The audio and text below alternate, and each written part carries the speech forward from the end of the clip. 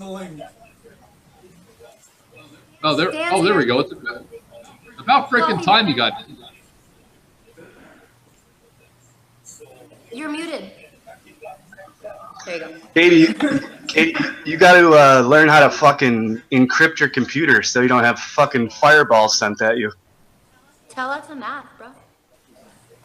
SubGenius. You gotta stop swearing so much. You gotta stop swearing so much. Encrypt your mouth. The reason why I don't get fireballs sent at my computer is because I've had it encrypted and re-encrypted and triple encrypted. Wow, you are the coolest!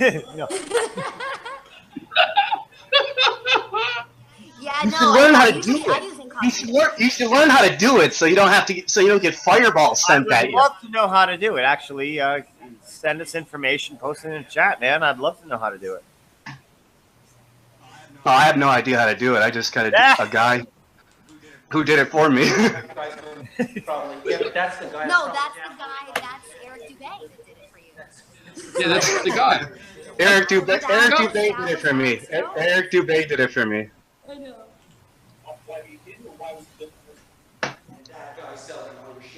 That's so funny.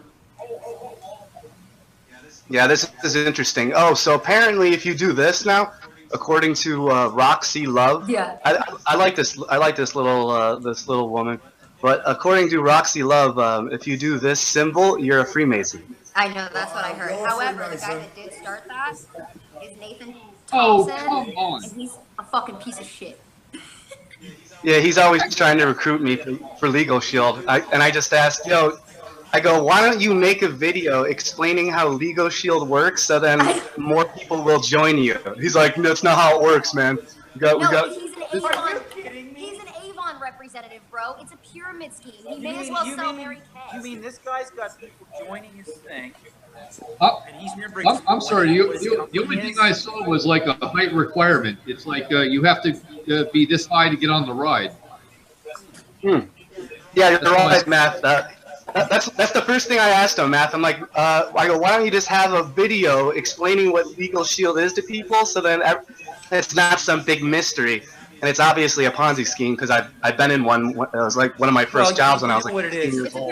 It's what it is. It's a fake company, and so it looks like he's got like a day job. This guy they have impunity, these agents, to go around frauding in the economy with these sort of shell companies, these fake companies, the offshore companies. So the government's not directly responsible for doing any of this kind of tampering and any kind of truth movement, because that would just create a smoke signal to the sheep that there's just something going on in this this revolution or this truth movement or this conspiracy. So they all hire third parties. I mean, even with the chemtrails, Evergreen, and all these other private contractors spraying the atmosphere or the atmosphere.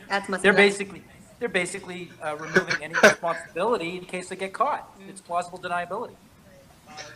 These people don't know that they are. This is the new thing now. Everyone going, you're a CIA agent. You're working for. You're a shill. No, I'm just a really fucking talented painter. Come on now, Matt copyrighted. That's all it is. And it pisses them off that I actually make money with my hand and a brush. Drives them up the wall to the point that it drove comedians up the wall that I wasn't taking comedy seriously enough to get a sitcom. And I was just pissing away these little offers because it was a joke for me, going up on stage and just, all right, nobody's talking about this in the comedy club. How would you fucking know? How would you fucking know? Exactly. Like, so there's a lot of people that would like to, paint me whatever way they want, but I'll paint myself, thank you. This is completely fake, looking at these people. But what's interesting is they have a certain conviction, and I don't preclude that some of these people don't really believe in the flat earth at this conference. But they definitely like the paycheck they're getting. They definitely have all day to look at videos. So that guy, who's this guy in the conference with the the bald head that's the host. Yeah, I have no idea. I have no idea. This is so military. It's everything I told everybody. They were just talking about how you can clearly tell Mark's inflections. They look, and the questions are like loaded questions. Everybody's like acting. What it is they created a fake happening so that it's the months that are following this where they're going to start like PR building this with fake assets around these fakes to make it look like these guys are the flat earth. This is where they're moving, and we have to shut them down. I mean, we're splinter selling now on every small channel. Have you noticed that?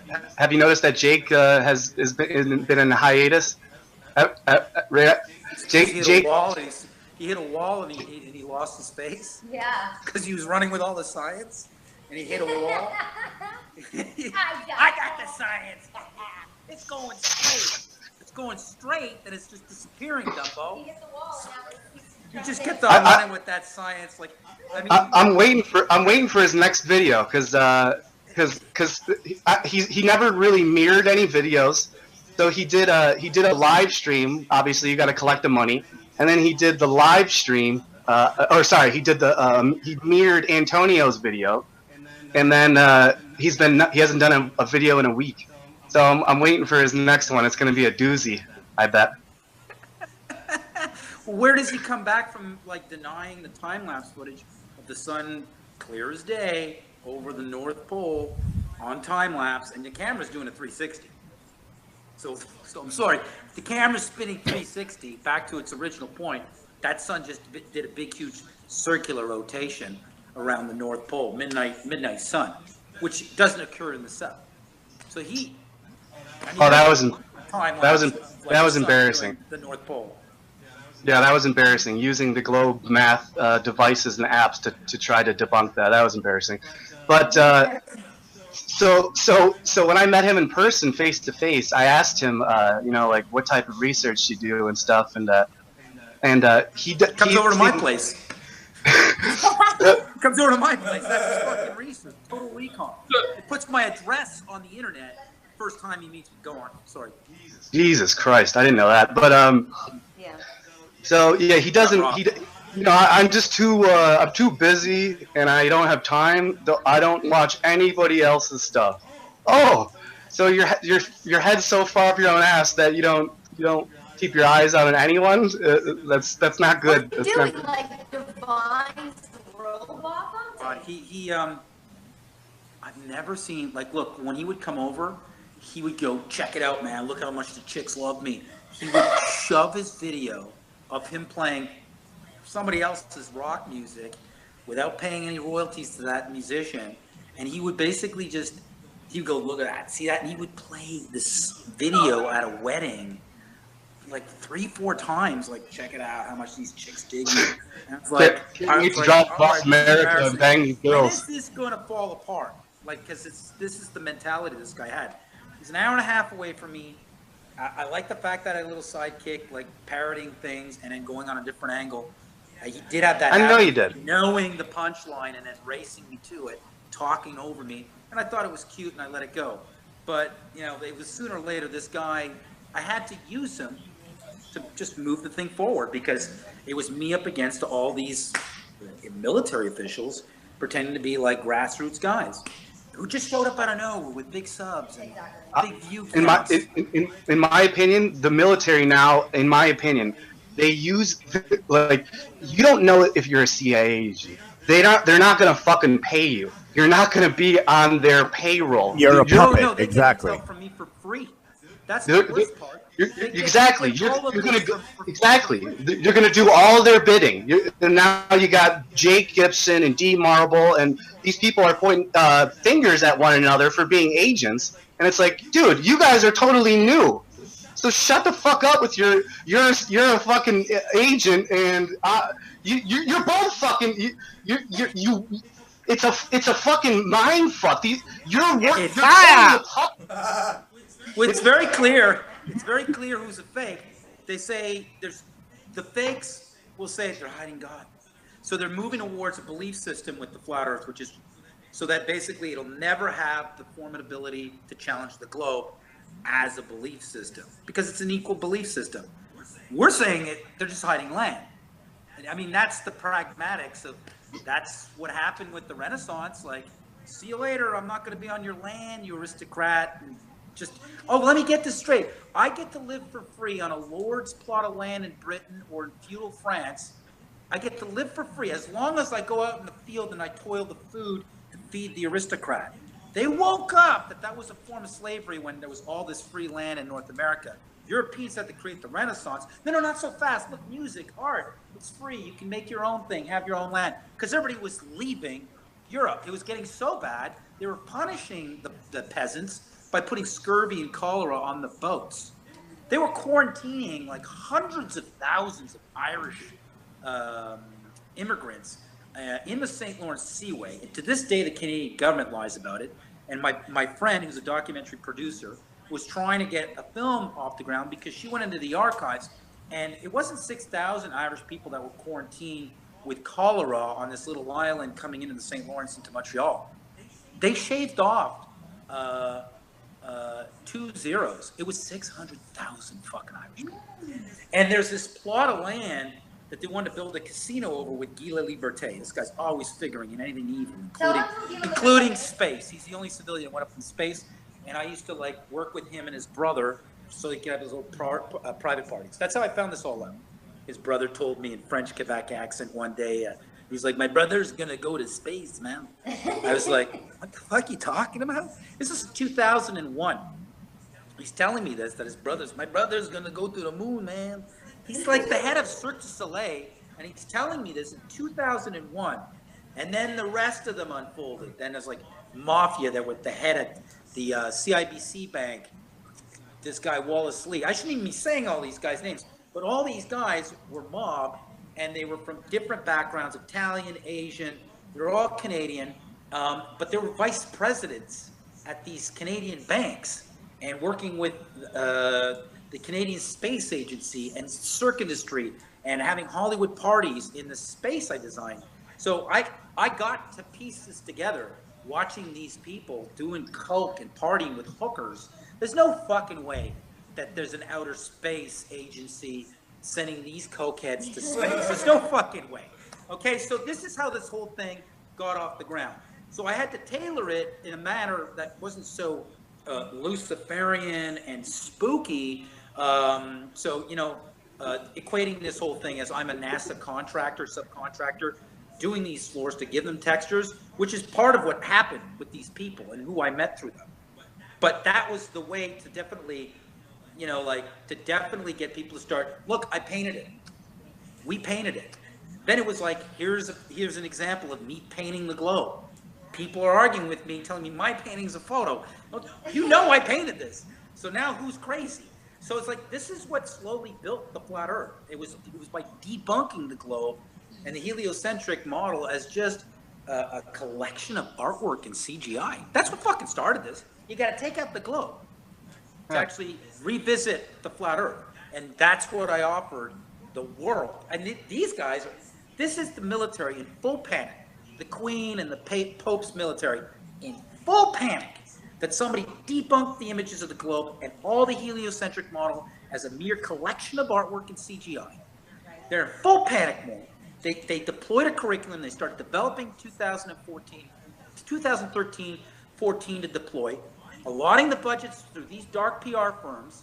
And this guy here, who's the moderator, and I wouldn't even put it past Lord Stephen Christ. He's got a collection of exotic cars, and the guy's been arrested for. Is he really there? Assassinate President Obama. I mean, like, is he I there? wouldn't be surprised he's behind this. Look at the logo. It's CE. Is he there? Is he there at the conference? Well, he's there in spirit. Look at the logo on the pedestal. It's CE. Yeah, I see it. It's Conference Earth. There's no F in that. That's so weird. They're laughing. Robbie Davidson might be a zealot, but he's definitely Canadian military. Most of them are admitting to being military. There's quite a bit of military. What about that Aaron guy? That Aaron K? You see that? He was like, well, the reason why they didn't go to the moon is because you can't go to the moon. And he was in a little viral video on Vice, I think it was.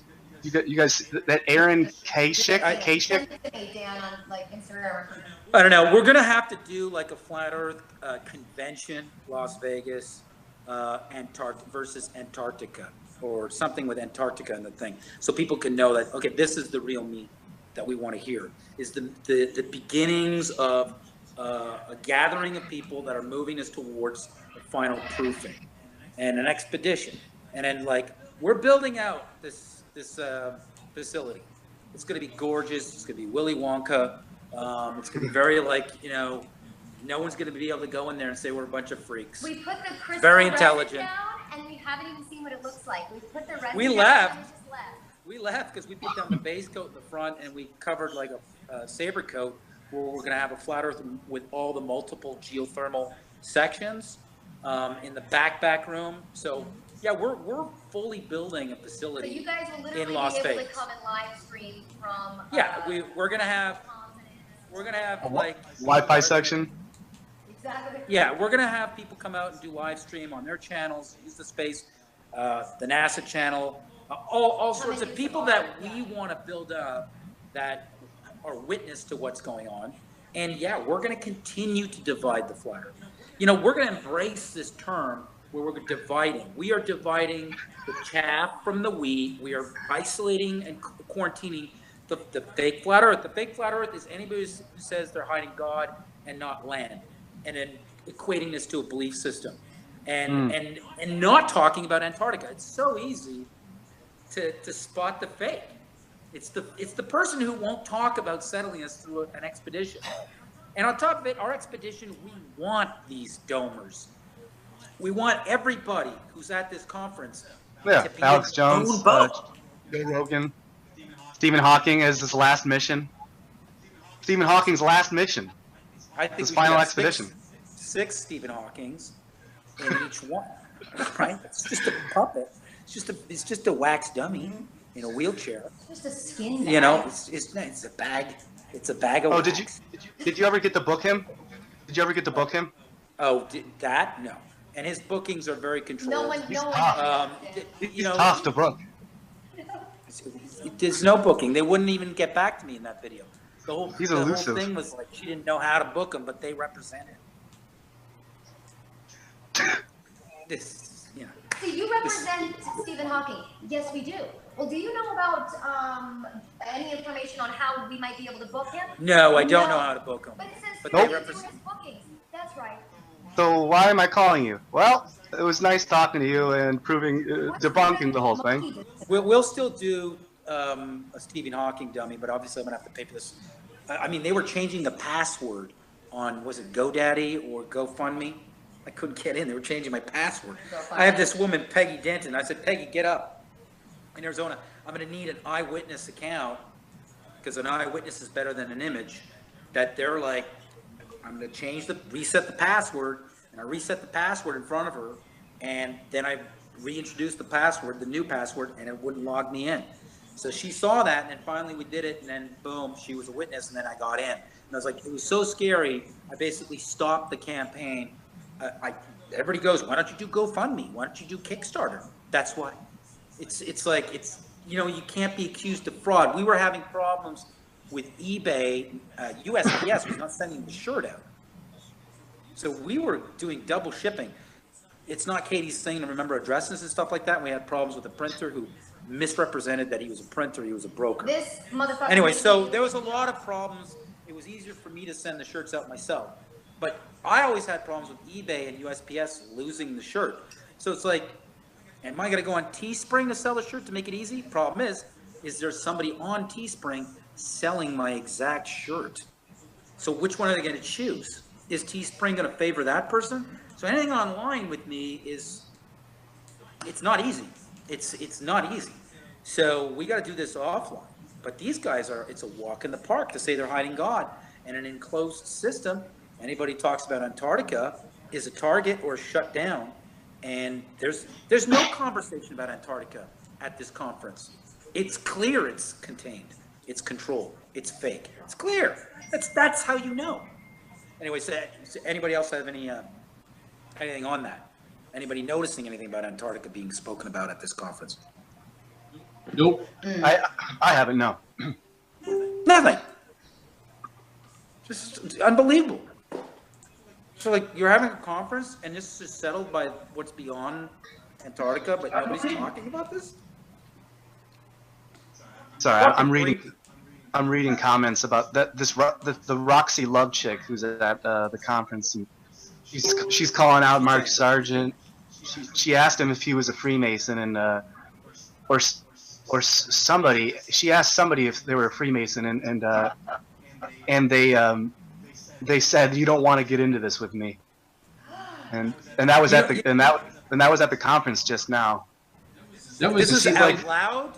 Yeah, this is out loud. She's showing it all on her wall. Her name is Roxy Love, ROXII Love. Yeah. She's a good ally of mine. Wow. And actually, it's kind of interesting, and I'll just jump in here for a second because trying to talk to because I do have a couple friends there that are at the conference, and we can't talk to them, left voicemail, can't text them. Anything. They were live streaming, can't get through, nothing. So that kind of proves the point of it's being very censored to the point where it's going to make us all look very bad. We've been trying for 5 hours to get in touch with our friends there to ask the name of the security company. Yes. Yes. D Marble reached out to me, like I said, on Twitter, but nobody else has been able to reach anybody by phone. Well, D Marble, we asked some specific questions, and it's like he hasn't gotten back to us. He's busy, obviously, at the FEIC Earth conference. You know, there's people that I'm not going to like. They're associated right now, but until I catch them, specifically shutting down the conversation about Antarctica. You know, I won't go through my divide. I stop at them and I wait. I go, Antarctica? Oh, you don't talk about it. You're on the wrong side. So it's like, I'm going to keep this. Apparently, the brattiest thing you could ever say in the world is, I'm going to cross Antarctica. This is the brattiest thing. It's not like I'm going to go and like, you know, say a racial slur or tell Trump he's got to come over or, you know, do something, God forbid, something wild and violent. Apparently, the biggest threat to anything is talking about doing a walk across Antarctica with a big group. Exactly. That's the big problem. That's all we say. Well, then it should be, this should be very fucking bratty and funny. Yeah, what's the worst thing? What's the worst thing that'll happen? Okay, we see Matt jogging in a G-string across Antarctica or something like that. What? Come on, serious? 1,000 Matts. Yeah. 1,000 Matts with machine guns and G-strings, thongs, running across, doing like we're doing the polar swim, Antarctica. Maybe we should go down with a totally different cover, like we want to do a polar swim. You know what I mean? By the way, the place that they're holding this conference at, it's like the Triangle Assembly or something like that. It's called like the Triangle Assembly, and what else? Oh, and it's like their slogan at the conference is 500 years in the making. That's just as long as the globe, you little fuckers. You know what? What's interesting? Good job, Dan. What's interesting? Well, what's interesting is like you kind of hear the clapping when they introduce any of these people, and it's kind of like this clapping that's like they're not sure if they should applaud. It's kind of like this weird. It almost feels like a bunch of people that are trapped in a trap. It's like they got pulled into a sting operation. They're like, this place is called the Triangle. Who's this bald guy that's moderating? He looks like a Fed. Okay, yeah, Mark Sargent. After what we heard with Warner Brothers. You know, that's not the guy's real name. Okay. And he's talking about it's interesting that it's Warner Brothers too, because when I was doing my own thing in Los Angeles when I was homeless in 2010, doing my own thing, living out of my fucking car, Warner Brothers executive tried to fucking recruit me, and they wanted me to do stuff for them, and the woman basically wanted me to just bang her and give her my soul and sell out. And she was going to make me a comedian that travels and does drugs and lives with these tribe people and goes and fucking living with these different people. All you gotta do is fuck me and suck dick and get fucked in the ass, and that's all you gotta do. And I'm like, yeah. See you later. Bye bye, Warner Brothers. Yeah. It's Well, totally the fun. road. I did the road, and the road is like not fun. I'd rather be in a major city where people think. Yeah, when you go on the road, you got to deal with these hicks trying to tell them it's flat back in 1998. It wasn't easy. No, they're totally agents. Like when I mean agents, I mean literally. No, this is good. Like look at no, like agent. Yeah, agents. They're literally agents. That's funny. But Mark of the Day, Sergeant. Marked man. He's got his baseball cap. I mean, he's wearing a shirt like Langley, Virginia. He sounds like a used car salesman first day on the job. But the windows roll down automatically, and and you're enclosed. This thing could reach speeds of. It's a good car. I mean, when you listen to him talk, it's like a guy who's bullshitting you. It's so obvious he's bullshitting you. So that guy, Mark Sargent's bullshitting. The guy who's the host is like sincere bullshit. And then you got people like Robbie Davidson, who is blinded by something, and then D. Marble, who's just enamored. And then you've got all these useful idiots, and then you have all these trolling plants that are all over the place in a military town. But it's so cop. The whole thing is cop. You know what I mean? You know what I mean by cop? Like yes. Yeah. Like cops. It's like it's organization. It's like Yeah. police action of some sort in a subculture. You know what I mean? We'll do a conference. We'll have the speakers. We'll have the logo. We'll put up the site. Now, But first, we got to build them all up. Right? It's interesting. It's in my group, the League of Extraordinary Flat Earthers. You and Eric are members of it. Everybody is a member of it, but the only people that aren't. Patricia Steer was at one point, and we were friends, but she deleted me because I still have contacts with Antonio. So. Patrick. Who's Patrick? Patrick Steer. His Patrick, yeah. That's his hand skin. You guys think that his cunt skin is not perfect. So Mark Sargent. It takes a lot. You fuck a tranny that you thought was a woman, and you're like, ooh, I just fucked a man who became a woman. It's gonna take a year and a half for somebody to talk about that.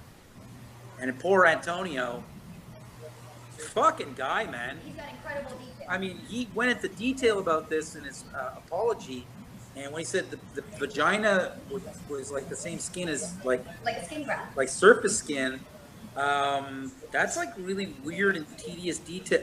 He was with her. She was there. They were trying to have an artist with blonde hair, and they started making videos where they were splicing him talking with images of me, him talking about art, and then images of me with my head down, like his hair, in live shows painting. So they were kind of trying to make me become Antonio, or Antonio co-opting my image and likeness. That didn't work. So then the IPS character was introduced. And then he becomes, he's an artist, but he's not an artist. He's a horrible artist. And then he's Math Powerland on CBS. So there's constant lame attempts that seem to be foiled and backfire.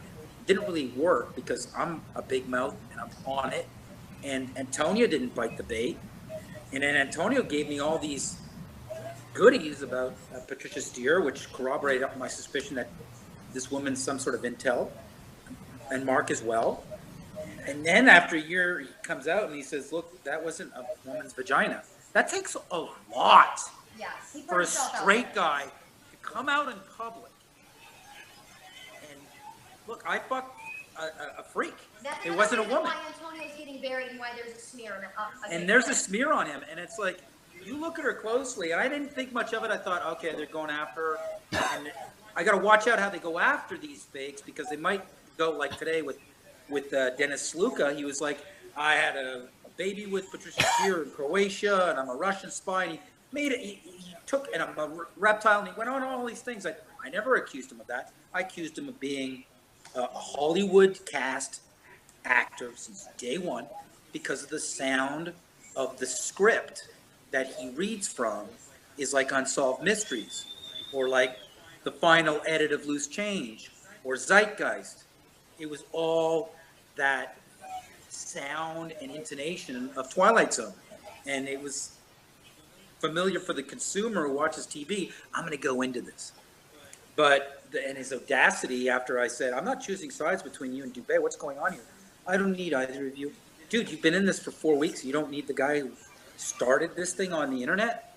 Wow, where do you get your bravado and arrogance and confidence? You must have some deep pockets. So he was just fulfilling every indication in my curriculum of what an agent would do if they came into my work to start stealing and co-opting and twisting it so they could create a groundswell of these fake actors so that the mainstream can point to them, and then all the people who came into it would think that they're the hub.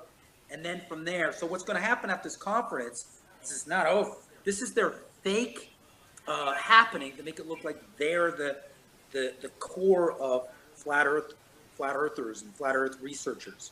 And so we got to continue to basically isolate them, quarantine them, and now it's on. See, I've been warning everybody for 2-3 years that they were doing this shit.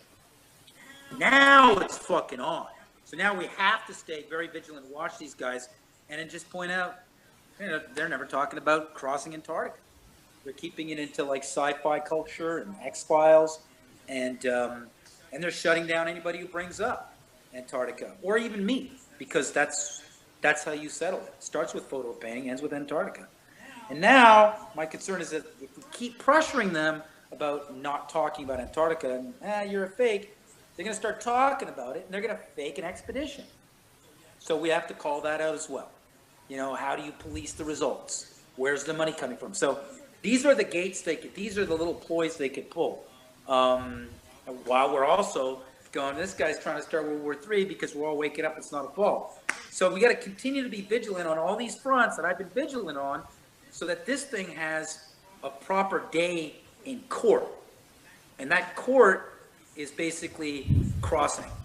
And we're so inclusive, we want these domers at this fake conference to have their own budget and their own team. So it's like, why don't you guys even want to participate in an expedition with the guy who started the Flat Earth that's including you in it? Like, why do you not even want to talk about that? You don't have the balls? You don't have the guts to do a real trek? I find that hard to believe. Rob Skeeb was a helicopter pilot. He shot up a lot of families out in Iraq. So you want to hit Antarctica versus the North Pole? And I also want to make. Well, I wouldn't want to make my life doubly hard. I don't know how much ice I got to cross in Antarctica. Like, let's make it really hard. Let's go through 2 frozen wastelands. Right. No, I'm going to do 1. That's fine. We'll start from Argentina. We'll go a little. We'll go southwest. We'll go the Amelia Earhart route. Let me make a point to you guys really, really quickly. That's the sea bass zone. Okay, so listen. They lied to you about the globe, right? There's more land. The Earth is flat. But Antarctica is exactly what they said, right? It's a frigid wasteland. It was 68 degrees in Antarctica not long ago, right? Pretty sure it's not fucking as cold as you think. There's deserts in Antarctica. Like if you if you flip for a second and you go, what if Math Powerland's right? Okay, so it's not a globe. First off, I told you that. So it's like, if it's not a globe, that's a really big awakening that was so simple. Okay, so if it's not a globe, how do they contain the wake up? Well, you got to look at how they would contain it. How they wouldn't do it by like arresting people and throwing me down on the ground. Everybody would go flat in a second and want to cross Antarctica. They would do it by, can't beat him, join him. We'll take over his movement. We'll just say there's nothing but an enclosed system. And people like to be in a prison. It's kind of creepy to watch. And then you watched the paranoid reaction. How you would watch it, like how would a paranoid reaction by the Empire unfold to control and contain this so people don't talk about Antarctica? Well, it's happening. It's happening with the narrative that these people don't bring it up. They don't even bring it up in their narrative. Or they bring it up and it's just like, that's where it's all settled. And these newbies, for them not to connect the dots, it's incredible. Are these people even real at the conference? You know, I was saying to you guys before, you know, they hire people to be on the red carpet for the Oscars or for these movies. You think these are real people? Real people converge because there's a group there, but the initial core have free tickets to go see the movie. Yeah, they're on the red carpet, and they got to pretend that they're really anxious to go to the concert. That's what they do with events. Hold on, one sec. Let me interrupt you. Even people like Louis C.K. and Dave Chappelle, they'll sell out their theaters. Even those people, they're not totally sold out. They give away free tickets to fill in all the seats. Oh And my God, Hillary Clinton did it too. Same thing with the sporting events. Yeah, I mean, ISIS, same thing. ISIS was fake. It's all like Mexican street gangs and veterans wearing ninja outfits. Yeah, with 4K cameras, 15,000 in equipment, easy. Toyota trucks called ISIS. Yeah, just put. Oh yeah, Matt, listen to this one. Remember that Coney 2012 stuff? Remember that Coney? God. Yeah. So listen to this. Outdated shit. Yeah, no, this is really fucked up. This totally blew my mind. So I was in San Diego at the time, and so I was can you guys hear my buddy. Hear me? Yeah, hang on a sec, Sean. His name was Russell. Yeah. Jason Russell. What's up, Sean? Hold on, man. So this Coney 2012 shit comes along, and my buddy's driving along, and so we're driving in San Diego, and there's a building, and it has all these trucks and vans that say Coney 2012 on it, and it was all barbed wire and fenced off, like it was fenced with barbed wire. And I'm like, wait a minute, and it just clicked. I'm like, and then I remember South Park did an episode on it, jacking it, jacking me out, spacking it, jacking it in San Diego. And at the end of at the end of the episode, there's like Stan was naked. It keeps saying load error.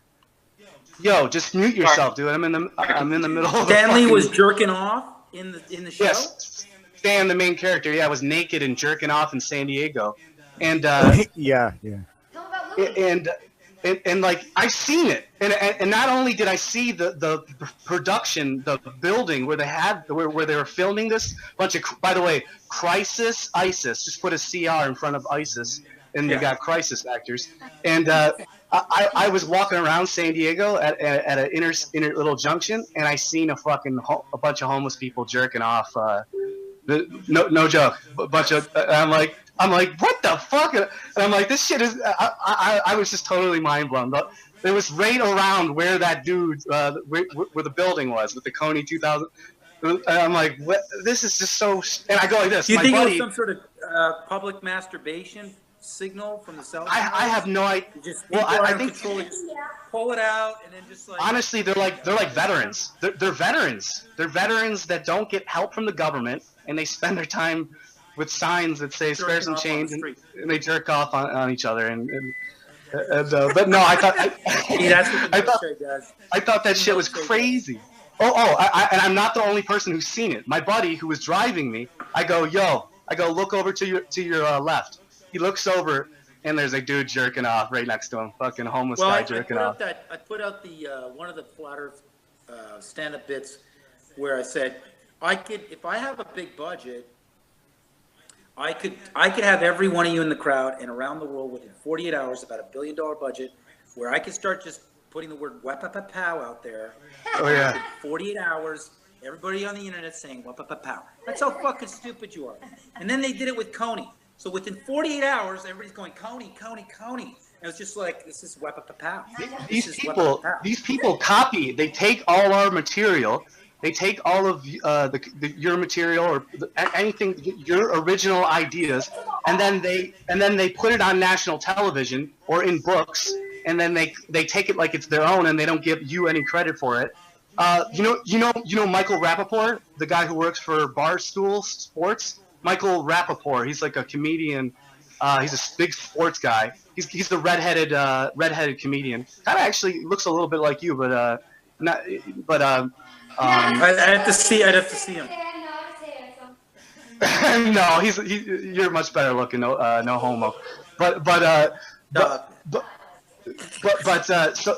this dude, yeah, he puts on Twitter 23 reasons why LeBron James will never be as good as Michael Jordan. And then I put the 24th reason. I put the 24th reason, and I said because LeBron James doesn't tweet Lonzo Ball. He doesn't tweet rookies. And then he liked it, and then he commented on it. He said, "Good point. That's a good point."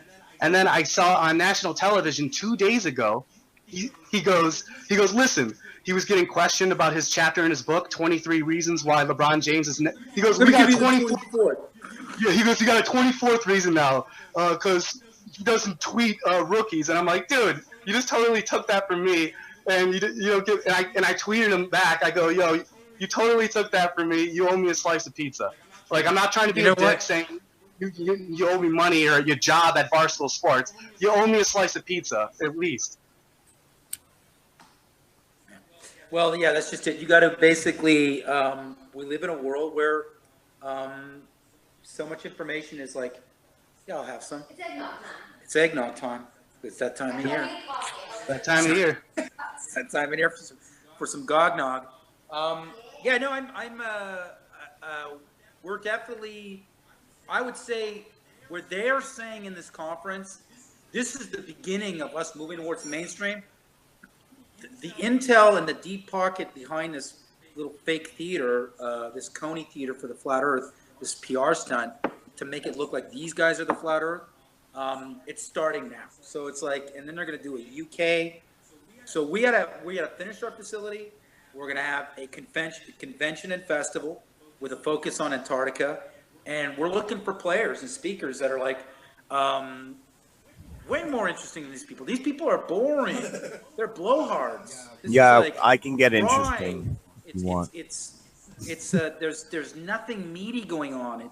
It's a bunch of people who are reducing the room and the people in there. Me, it was when he said, there's no atheists in the flat Earth, and I was like, it's incorrect. I used atheism as a knife to stab the globe in its logic. Like, this is a belief system, and so an atheist isn't even an atheist because they believe in a belief system. So I applied rigorous atheism, which is basically no belief ever, only knowing, to proving God, right? To knowing God versus believing God, and knowing the earth is flat versus believing it's round or believing it's flat. And so it was always about, knowing. And then you have the atheist who knows it's flat. So that was a lie that he even said that. And it's like, I'm not an atheist myself. I'm more of an agnostic, and I'm a Christian. I call myself a Gnostic theist, in that I absolutely know there is a God. I don't believe. I know. Yeah, there's things you could personally know. Like, I know that I'm going to make that painting in my head right now. Like, I know I'm going to make that painting. It hasn't been done yet, but I know I will do it. And I know one day I will do it, and I know that I will have known that thing being done. Like, I know a thing about Katie that she doesn't know about herself, and I know that thing personally. Like, knowledge isn't just public; sometimes it's personal. So when people go, "I believe in God," I was like, "Good, I know God personally." Oh, that really flips them out because you're like one up on them because they believe God and they don't believe in God personally. So it's like, no, I know God personally because I've asked the universe, as some of these hippies call it. I go right to the thing that created it. You know what I mean? They want to stay stuck on the object, not the force. I'll go right ask, and I need a sign. I need this. I need, let me know if I'm gonna, and I'll be sincere about it, and I get the answer. So that's a personal knowledge of me asking this force, this source, this creative force, the force something, is the source, of course, and needing an answer. And by the end of the day or that week, it comes in a moment. It comes by somebody giving me an offer or telling me something. It's been answered. So it's like that's only me. I can only know this for me. God. Where's the proof, though? Where's your proof? Prove it. You know, you It's like, ask that's it my and then it proof. shows up. What do you mean? It's personal. That's It's my not, proof. I can't have you know what I know about God, and that's what I think is the intimate beauty of the creator of this entire thing. Is it is a personal one-on-one thing. It's a fucking one-on-one thing. It's not you through a temple and a congregation. It's you personally. And so they supplanted it by putting, let's have the big group, and then like we're all there doing weird rituals. Let's hold hands. Let's tithe. Let's give peace to each other. Let's bow and all this other let's bow at a nonsense. cube. Let's bow at a cube 5 times a day. Bow, sit, read from the missal, and then oh, look at that altar. It happens to be the length of the human body. Exactly. Fucking altars in these churches, Anglican, Catholic, Protestant. The altar is Methodist. 7 heads. What's the other one? Luciferian? Or sorry, Lutheran. Yeah, that's a little close though, isn't it? You know, like it's a little bit weird. Yeah, but you know, he said "fuck you" to the Vatican. That's what he did. I'm gonna go. I'm gonna mute myself and I'm gonna make a little coffee. I'm gonna go make a coffee. Yeah, I'll be go back. make a coffee. I guess I inspired you. Listen, how many people are at this conference? Allegedly 1,000 seats. And a lot of those were for media, though. Okay, wait a minute. So there's media there now? Oh, HBO, several mainstream networks were reported by the Candy and Mark and other passersby, fanboys that were there, have reported seeing different media outlets like HBO. Yeah. And Mark has his documentary crew following him around everywhere he goes, take a piss, to go have a snack. Mark. What documentary crew following? Mark Sargent has a documentary crew following him around. You didn't know? Yeah, that's they've approached me, and to clearly not be a backseat and see copyright, I had conditions with them, and I said I've got to have 25% on camera appearance, so that way I can police. If you're going to give Mark 30% of your film, I at least have 25%. And they said no. And then they tried to make this narrative like I was only interested in money. I was like, well, no, because if I'm in your film, it's going to be legit. You're going to sell it, or it's going to be interesting based off what I'm going to do in it. The content is from my act. This is how it started. Yeah, you would pay for my time and the use of my studios because it could be used for something else. My studio, my time could be better used for something else. And it had to be clear, if I'm going to be on camera, that I'm serving all these people for moments where they've taken comments, words, or ideas from my act without my consent, and they're in the flow of commerce. So basically, they're making money off catchphrases, punchlines, doing experiments, or doing juxtaposition of concepts that I've done on my channel before them that are copyrighted. So copyright is either worth something or it's not. If it's not worth anything, then I'm going to start printing up money. So I've got I'm going to start redoing old movies because they're about to set a precedent with this whole thing the minute we find a proper lawyer. So yeah, I could not be a participant in this because who am I seating and being complicit in saying it's okay to use my content with? Military? Where's their money from? So they don't answer my questions. They talk about me, but they don't pick up the phone. They're not there to meet. They act like they've reached out. They lie and slander, and they all triangulate together under Truth Frequency Radio. And now this conference and all these people that have been like trying to reach me because they heard of me through Mark Sargent. As we all know, Mark Sargent doesn't exist. It's a fake ID that he flashed that was blurry, and it's a domain name owned by a guy claims he's Joe Real, or Ralph Real. Yeah, so, I thought that was very strange. That whole thing, like, what the fuck is going on there? Where you're. Well, it's what I said. One second, guys. Nathan Oakley, I gave the wrench on the last one to stop him from getting banned in the chat. Don't ban him. He's got a wrench on the last channel that he came on.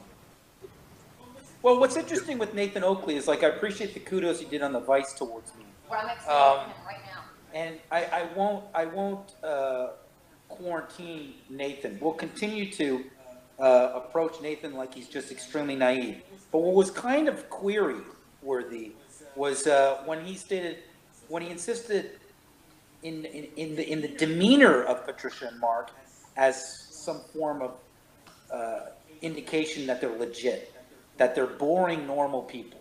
So why was there such a stress on their boring normal people? Exactly. And you said you didn't. Because they're not emotive, they're not passionate, they're real because they're boring and normal. You know, that's why Stephen Harper, the Prime Minister of Canada, was real, because he was boring and normal. That's why, you know, the President of the European Union, he's boring and normal. Or Francois Macron, you know, they're boring and normal. You know Is what I that mean? the crackhead or the meth head? It's like boring and normal with no emotional inflection is real. That doesn't equate for me. We have your connection between Hollywood, which is an arm of propaganda for the empire, to feed a fake reality, and this same muscle and tool to manipulate the minds of human beings for the last 70 years through television programming, to galvanize the Jesuit academia, is now at this conference through HBO. Candy's live right now. Candy's live right now. So, Oh, is she on Facebook or YouTube? on Facebook. Okay, all right. I'll try to pull it up. And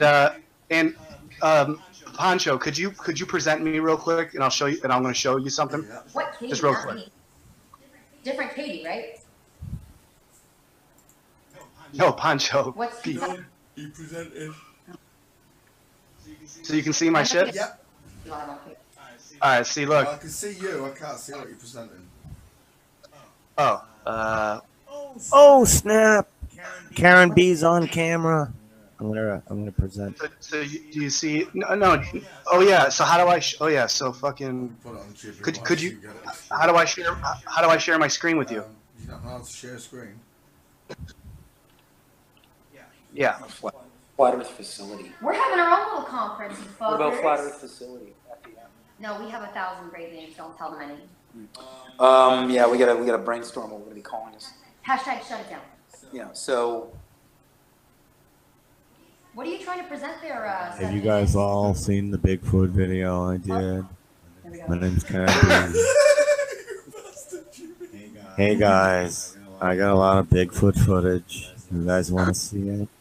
God, you're a dick. you're not saying that this is spiraling into Bigfoot, this conference, is it? I don't know what's going on there. Okay. So This might be who's part this? of Mark's documentary crew doing a piece All on right, fuck it. Karen right now. I'll just read it off to Oh, you. that's Caroline and that guy Daniel. Yeah. Yeah. So that's like an attempt to sell this concept to Netflix. I've warned her. You don't want to take these conditions, then you're basically doing a film based off talking points and content that comes from a comedy act and from my channel. We'll be serving you. You're going to be making money off this and twisting it. Each one of these people has no legs to stand out without the curriculum I presented. I mean, I have no problem with people using my content, but if it's people that are using my content to twist it at the end in order to contain an expedition, and they're triangulating with people who slander me like Morgile, no, forget it. This is a containment operation, and these people are going around making money that could be better well served with a real body of researchers or a real flat Earth community that's constantly screaming out loud for a boycott on the treaty and opening up Antarctica to an expedition of this magnitude. I mean, this should be huge. The fact that there is a conference and there is this much muscle and there is this much money and there is much clout and they're not using it to Talk about spotlight on Antarctica. the treaty. I mean, this is fake. It seems a little bit studio version, like Conan O'Brien, Jay Leno, like just fake So clapping. that, I mean, you're in the entertainment business. You know what the heck we're looking at here. This Are you is trying to say there wasn't 200,000 people applauding that SpaceX landing? That shit's fucked up. those people It's too. so, it's But so if you strange. have like 40 people, you know how it is. If me and Katie go stand on the curb and we both start looking up, the people walking by are stopping and looking up. Monkey see, monkey do. I mean, it's not, you have like 10 people with cameras walking down the street, and nobody saying the person's a celebrity. Everybody you're passing thinks that person's a celebrity. I mean, so they're doing that with this event. They're making these people look like they're the flat earth. And they got TV crews as support. This is disgusting. I need a lawyer. No, okay, now listen to this. Well, you brought up the TV crews. Now, this is what I wanted to say. So Roxy Love says, I thought they were doing it at the flat earth symbol, and then in the photo with Mark, the level Freemason symbol. That's what they're saying. And it's like the first accepted apprentice level. So then when I first saw it, I jokingly said that he was clearly making fun of how short we were. But now seeing other people do it, I realized they're all following suit and copying whatever they say. But where did it begin? She said, clearly a Freemason. Now you're not going to tell me that the HBO, MSNBC, CBS, and former PBS worker, the speaker at the event. So the speaker at the event, that bald guy that I think we're talking about, is the former PBS worker. And she... Oh my God, that goes to... He's a PBS worker. That goes to the guy who bought us a painting. I won't say his name.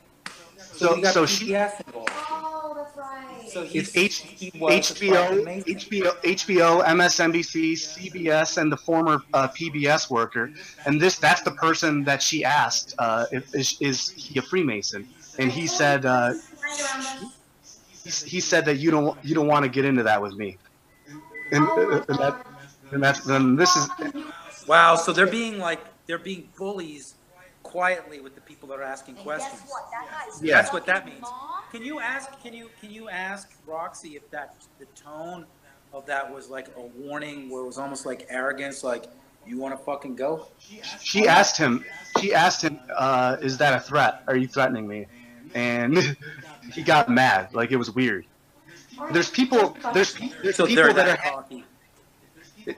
are handing out free T-shirts, and they're like branding the flat Earth community, and they're cashing in on sharing the truth, and they're holding up a symbol some random innocent person created. Now people are now pointing fingers at who created this symbol. I heard Antonio created it. Lula Love, remember that flat Earth woman who's now not doing anything because she just had a child, and now she's just raising her child with her husband. So she created it, and it was D Marvel that created it. No, it was like, are you serious? But I just wanted to read that off. Hey guys, I just came out of nowhere. Can I be a celebrity? Yes. Who's that? Oh, no, It's just funny. Am I instantly popular and famous? Yes. Yes, you are. Yeah, D Marble just came out of nowhere too. Like, I never heard of him. I was like, is this guy attached to Marvel Comics? Who is this guy? Who's D Marvel? It's interesting too. It's another one like, Mark Sargent, D Marble. Where they're doing like kind of a globe gang sign, in their, obey, steer. Even cats. It's like CIA code names, where they get the high five and laugh at the unassuming, useful idiots in public. But there's so much noise on YouTube, they can now introduce any kind of new fake where you just thought, well, I guess I didn't see this guy show up. He's got a huge view count out of nowhere. Is ODD finally at this conference, or did he pull out? He pulled out. Yeah, he pulled out. No, he's not. He doesn't want to be affiliated with certain people, and I think those certain people are people Man, that's some bubblegum bullshit. He doesn't want to be affiliated with Mark and Patricia. So you think he's real? He's just a rapist. I think he's pretty real. Yeah. No, I think that he's a rapper. I watched that whole thing. I watch your stuff, man. And you guys hear me now? No, I don't believe a woman when he was 17. I don't believe that stuff. I have something specific. Professional rapper. Sean, fix your mic. Professional rapper. Sooner or later that guy's just gonna go, now you're dead, Powerland. He's just gonna show up at my door or something. It's not too funny now, is it, Powerland? That's just fucked This up. is my last crime. This fucking baseball cap. Oh man. He puts it straight. You know, like fucking straighten this thing out.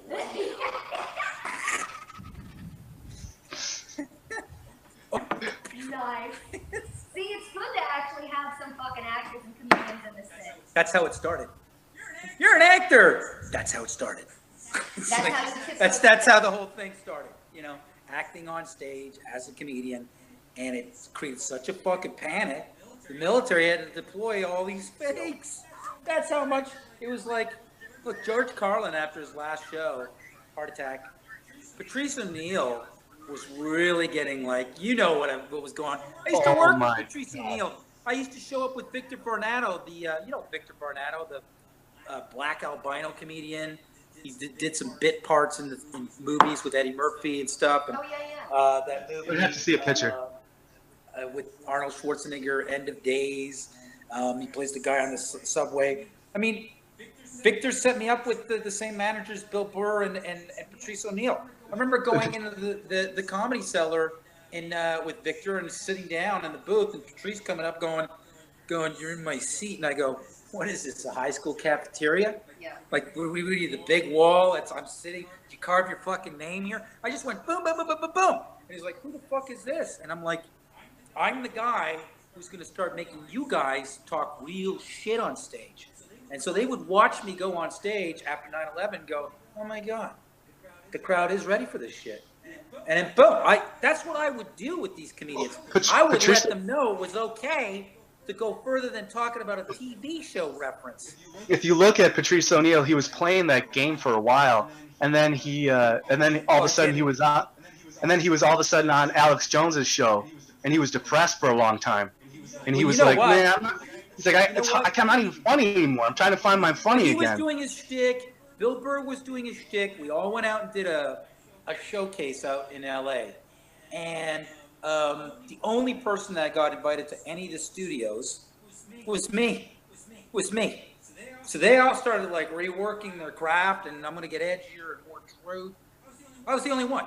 So then I was doing like more funny, wild stuff in front of the industry, and they were like, "Okay, now that they're gone, let's talk real shit." And then I would so I was playing both. I would play the industry crowd, and then boom, I would do the regular crowd, and they'd be like, "Well, this guy's really telling both. He's doing both." And it's like, I'm going to do that. And then boom, they started going down that wormhole, finding shit. I'm pretty sure those guys, because I'm like the comics comic, they go upstairs when I'm on, and they all sit in the back, and they're like, "Watch this guy. This guy's going to fuck with the crowd." And so it's like they all come up and watch. You're the comics in the back talking shit. Yeah, you know when you're a comics comic, you go and watch the show, because this guy's going to fucking freak people out. So it's like, and that's what comedians entertain themselves with. It's watching a comics comic, like Larry David. And so these guys were watching what I was doing, and Bill Burr kind of used it as an extortion card to get what he wants, because he's very funny. And Louis C.K. is like, "I'm not going to go there. I just want to jerk off in the green. I want to jerk off in the green room at the female comic." And Patrice Bill Burr is all right. He went total truth. And who, Patrice? And he died. And then that's when Yeah, exactly. What happened before he had At Charlie Sheen roast, but Charlie Sheen was, extorting Hollywood too, to get what he wanted in his pay. Kathy Griffith, the one who had the fiasco with Trump's head for her show. She's on a world tour right now. She used that as a fucking platform. I bet and now she did. She go now outside she's on the US. She shaved her head. She did the Britney Spears. She shaved her head, and now she's going on a world tour. Oh, as the fuck punk you female comic. Wow. Anyway, she probably looks like Andy Dick now. She does look exactly like Andy Dick. She looks exactly like Andy Dick. Because they're the same dude. Call up Dallas Goldbug. So I fucking tweeted it. Yo, I tweeted Andy Dick and Kathy Griffin. I said you look like fucking Andy Dick now. I said that like a week ago. Yeah, I swear to God. Okay. See how I have a visual compass right away. That's Andy Dick.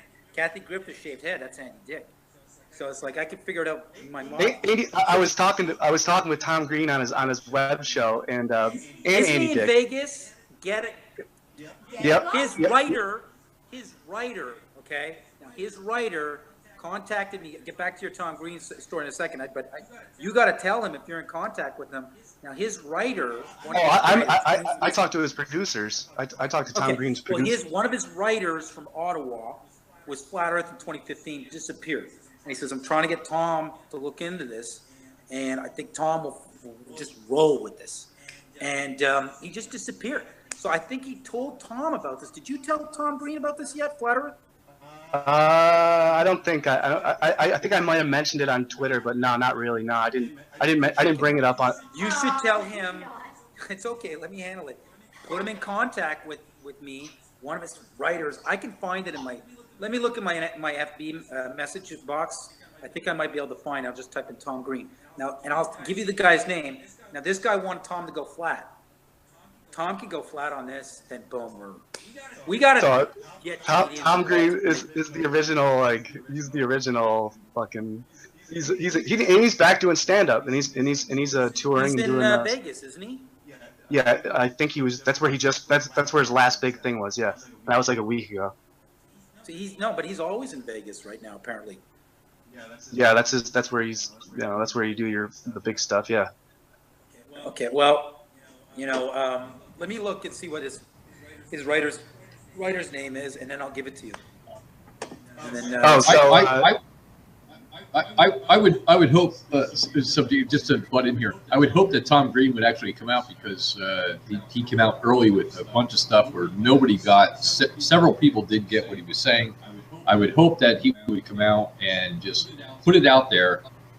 Maybe somebody will take him serious and different things. Well, I don't know if he would. I think his shtick would be more the guy asking questions, and then I told this guy here would be really funny. His writer, I said, it'd be good to have him in this live Flat Earth circus I'm trying to put together. And Tom Green plays a Glober that I'm cracking with all the cognitive dissonance. And I thought Tom Green would be the best typecast to play a Glober going, well, what about the boats? And, oh, no. Boats. And he'd be like losing it. Well, no, Matt. It would be what about the Chad? What about the Chad? He would say. What about the Chad? What about the Chad? Yeah, but just him going Coriolis. Yeah. Just like that would. Of course, that would work a little bit better. Yes. Would be very funny. Oh my God, that's funny. Yeah. Tom Green being the Glober. Well, then you have the upper elite class, people like Joe Rogan, who in the doing comedy, who then try to spin it all around, who then try to these fucking flat earthers and. We channel the Joe Rogan narrative through Tom Green playing the Glober, thinking he's got one up on the flat earther, and the flat earther's just CIA going around him, breaking him down, his sense of reality, and he's having a psychotic break. But we overdo it with Tom Green, and his spectrum of what he could play would be hysterical. He could probably even smash something, lose it completely, go to choke me. I mean, whatever, it could be very funny. So I was proposing this to his writer in 2015. Nice. You have to go back to the chat. You got to go back to the chat. Okay, Karen is interviewing with BuzzFeed. That's what it says. BuzzFeed. Whoever that is, that's who Karen is speaking to. Is that Vice? I think it's Vice. Patrick and Mark Sargent are just normal, boring people. Oh, Oakley says he trusts Mark. You trust Mark? Are you guys like good friends? Trust Mark, but how can you trust a guy who, well, first off, his timeline of owning his name doesn't work out with the guy when he took it out, and all this time, he just never brings up this guy who owns his name, owns his site, his website. Never brings it up. You trust that? Okay. Yeah, that's fine. All right. Then I don't trust you. But I appreciate you for mentioning my husband's name. Don't get me wrong. I like Mark Sarge. I like his performance. I kind of like Donald Trump's performance. And I like Donald Trump's performance too. Do I think they're fucking real? No, I don't for 1 second. I want to still believe Nathan is real. Like I still want to believe D Marble is real. Like I still want to believe that Fake Gibson is just full of himself, and he's not like some perp that came and photographed my place so that somebody could come and rob me a month and a half later. I've never prayed for someone's ignorance. I mean, like, I never prayed for somebody that's just ignorant and naive, and a narcissist who just wants to make money and fame and get laid off this. I just pray that that's all Fake Gibson was trying to do. I mean, there's people I like. I mean, I like Eric Dubay, but I don't like that he's a Nazi. I like the way he's come in his game. Do I trust him? No, I know you guys aren't enemies. I just know that you poke fun at one another. From the very beginning, I said that. I think you guys are like friends, like WWE. But no, I don't. I mean, I have a producer's eye, and I go, well, these people have been cast, and I see their likability, and you know what? I don't mind their demeanor. When they actually turn towards something that was quackery or something toxic, which would control the narrative in a negative light, I basically was boom, curriculum is active. So hold on. So I know what you're talking about. Either like you can either go the transgender way, or you can obviously go with the very easy one, which is the anti-Jew, which is so. Now listen to this. When I was on stage at the Kensington Club, debating against a goddamn USC Berkeley graduate, and the most San Diego's most popular podcast are running at the same time, and there's a whole bunch of people there. He tried to throw me under the bus with that card. He tried to go. So now flat earthers. Now there's you guys like. So like all you guys like, are you all like anti-Jew? Like he tried to do that. Wow. But I spun it right back onto him, and actually, I'm like, let's keep it on topic here. Let's not talk about things that have nothing to do with the flat Earth. And so yeah, I totally steered it back onto. And even the moderator, because there was a moderator, his best friend, was moderator. He was like, yeah, Dan's right. Keep it on subject. So even it's it's an insult. It's like you resorted to an insult in a debate. You're right about that, but there's people like me or you and I and some of others who can actually know how to stop that immediately. But like you said though, there's others that are stupid and will fuck it up. So they'll go, yeah, it is the Jews, and then they start grinding their axe with their hatred for a race of people, that are just obviously like in a cozy position since World War II. But Hitler was alive in South America, according to the CIA now. So Argentina. This whole narrative that Hitler was an underdog and not working with the Allied forces, that's gone. That's probably why Eric Dubay disappeared, because his whole narrative is now collapsed logically. Like Hitler was alive after World War II. He was protected by Allied forces, copped a deal here. So that feeds into my narrative. Hitler's part of this whole paradigm, 1, 2, 3 world wars apparently to enslave you. Apparently, Hitler was Walt Disney before he turned into Hitler. Well, then that's the next layer. They want a crazy, Is that in the CIA files? Oh, I don't know. That shit's all bullshit anyways. The JFK stuff I was talking about 2 weeks before anyone was talking about it, that they're going to be releasing these files. I have it in my video, in the description of the video. I said, look, everyone's going to be talking about the JFK stuff in like a week and a half, and no one's talking about it now. And lo and behold, the JFK files. It's like, you guys just eat it up. You eat it up. Anything that they fucking... anything that they say, you guys eat it up. Well, what's interesting is they're arrogantly showing how ignorant the masses are, and still believe the official narrative they were taught in schools and through TV explanation. And now they've released the truth, the actual brain of the government, the central intelligence brain. That, by the way, we did lie to the public, and we're not going to bring it up on the news. but we're going to let all you truthers know that, yeah, you're right.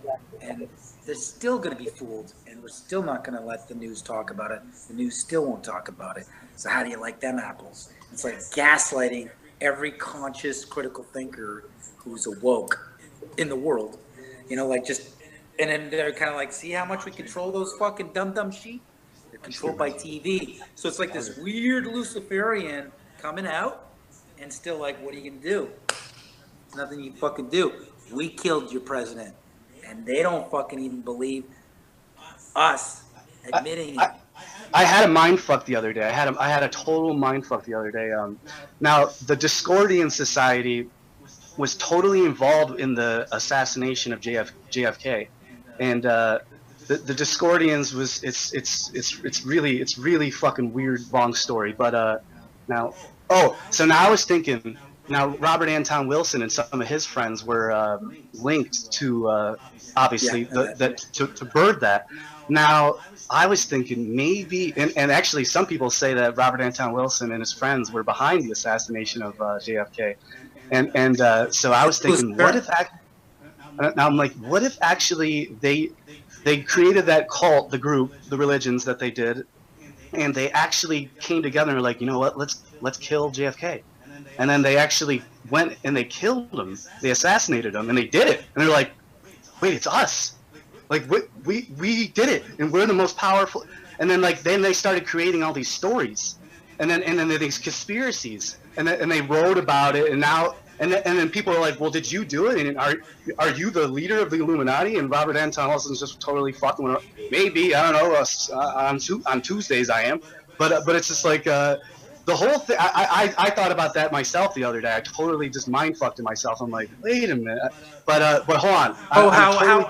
How organized are they? Like, well, I'll tell you how organized they are. They're not. That's what I mean. That's nothing. That's the civilian shooting in Vegas. That's another multiple shooter scenario we're not going to know about. Exactly.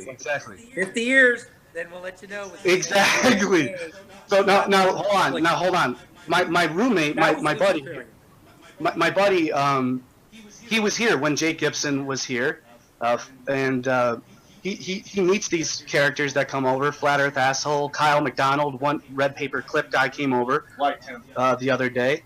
You know that guy, and so I want my buddy here. I want you to listen to my roommate, my buddy, who. No. He just came in. He just came back from work. No, he just came from work. He's been there the whole fucking time. He's trying to creep us out and just spin it. How many people are in the room? How many people are in the room listening right now? What'd you do with Kyle, Dan? Is this another wing of the conference? You're really at the conference, Dan? I'm at. They're on to us. Had the hood up and just been like. But let me just finish on the Las Vegas shooting thing. This is how they roll. I'll tell you how they roll. So we're in Las Vegas. So we were being monitored in Las Vegas and how it was moving, like stamping the strip.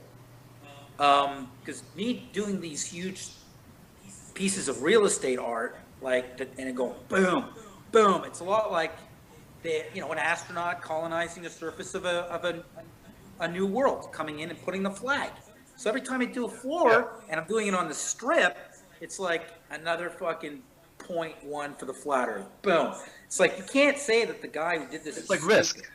It's like risk. Yeah, you're taking over the. So boom, boom, boom. So this guy comes in who's like with Coppola, and it's been 2 years he's been monitoring me. We need to go merge. I got to get you a movie deal. You're the guy. Never doing anything. So he comes in to finance this Flat Earth Club, this bar. But he doesn't want it to be called Flat Earth. And so he's already trying to handle us. And he's got a room at the Bellagio, which we all know there's like footage on the internet of people being quarantined because there was a shooting at the Bellagio. So this is 2-3 weeks before the shooting. 3 weeks before the shooting? About 3 weeks before the shooting, monitoring us. And I'm 4 weeks before the shooting. And he's got a suite. It's like a couple $1,000 bucks because he knows the owner of the Bellagio. And if I'm not mistaken, I think the Bellagio is MGM. Anyway, so this guy pretending to invest in the Flat Earth Club that we're starting in Vegas, watching. I have a big mouth. I usually say what I'm up to. So they get all what I'm up to. He never invested in a club. We found an address. He actually canceled a meeting with a place that was going to give us a liquor permit for $13,000 on the Strip, and basically cut the rent in half to $4,000 a month on the Strip. This guy canceled the meeting. He was completely bullshit. Anyways, after the shooting happened, I get a text message on my phone, and they're doing a benefit for the victims. And it's like Twisted Satan and Dark Crow and all these satanic bands. And he knows I've defriended him on Facebook because he embarrassed me in front of the real estate company that was going to give me all these deals as an artist for like the place. And this guy claims to be having like 6 figures in his account from a movie deal with the Coppola's Film Fund. So he's completely a perp. We actually surmise that he's actually, Hollywood basically has bouncers around Hollywood to keep track of anybody who has a growing influence in culture who's coming towards LA. I'm not kidding. They have actually a security sort of moat of individuals that monitor who's coming into Hollywood that might be in the comedy clubs, keep track of where they're going, what they're up to in Vegas. And that's all this guy was on Facebook and dipping into my life in and out, making me think he was going to work with me. So after the shooting, I mean, I just defriended him because I saw him on his page. He goes, just bought this on eBay, love buying globes. So he's like, he's a total fake flat earther, telling me, you know why there's more land and they don't bring it up? Because they want to be able to hunt. It's all about hunting. And it is about hunting. Like Prince Philip, William, they like the fox hunt. They love hunting. Like Trump's family, they go and hunt in Africa. They got lions and elephants and antelopes. They love hunting the rich. It's like golf. You know what I mean?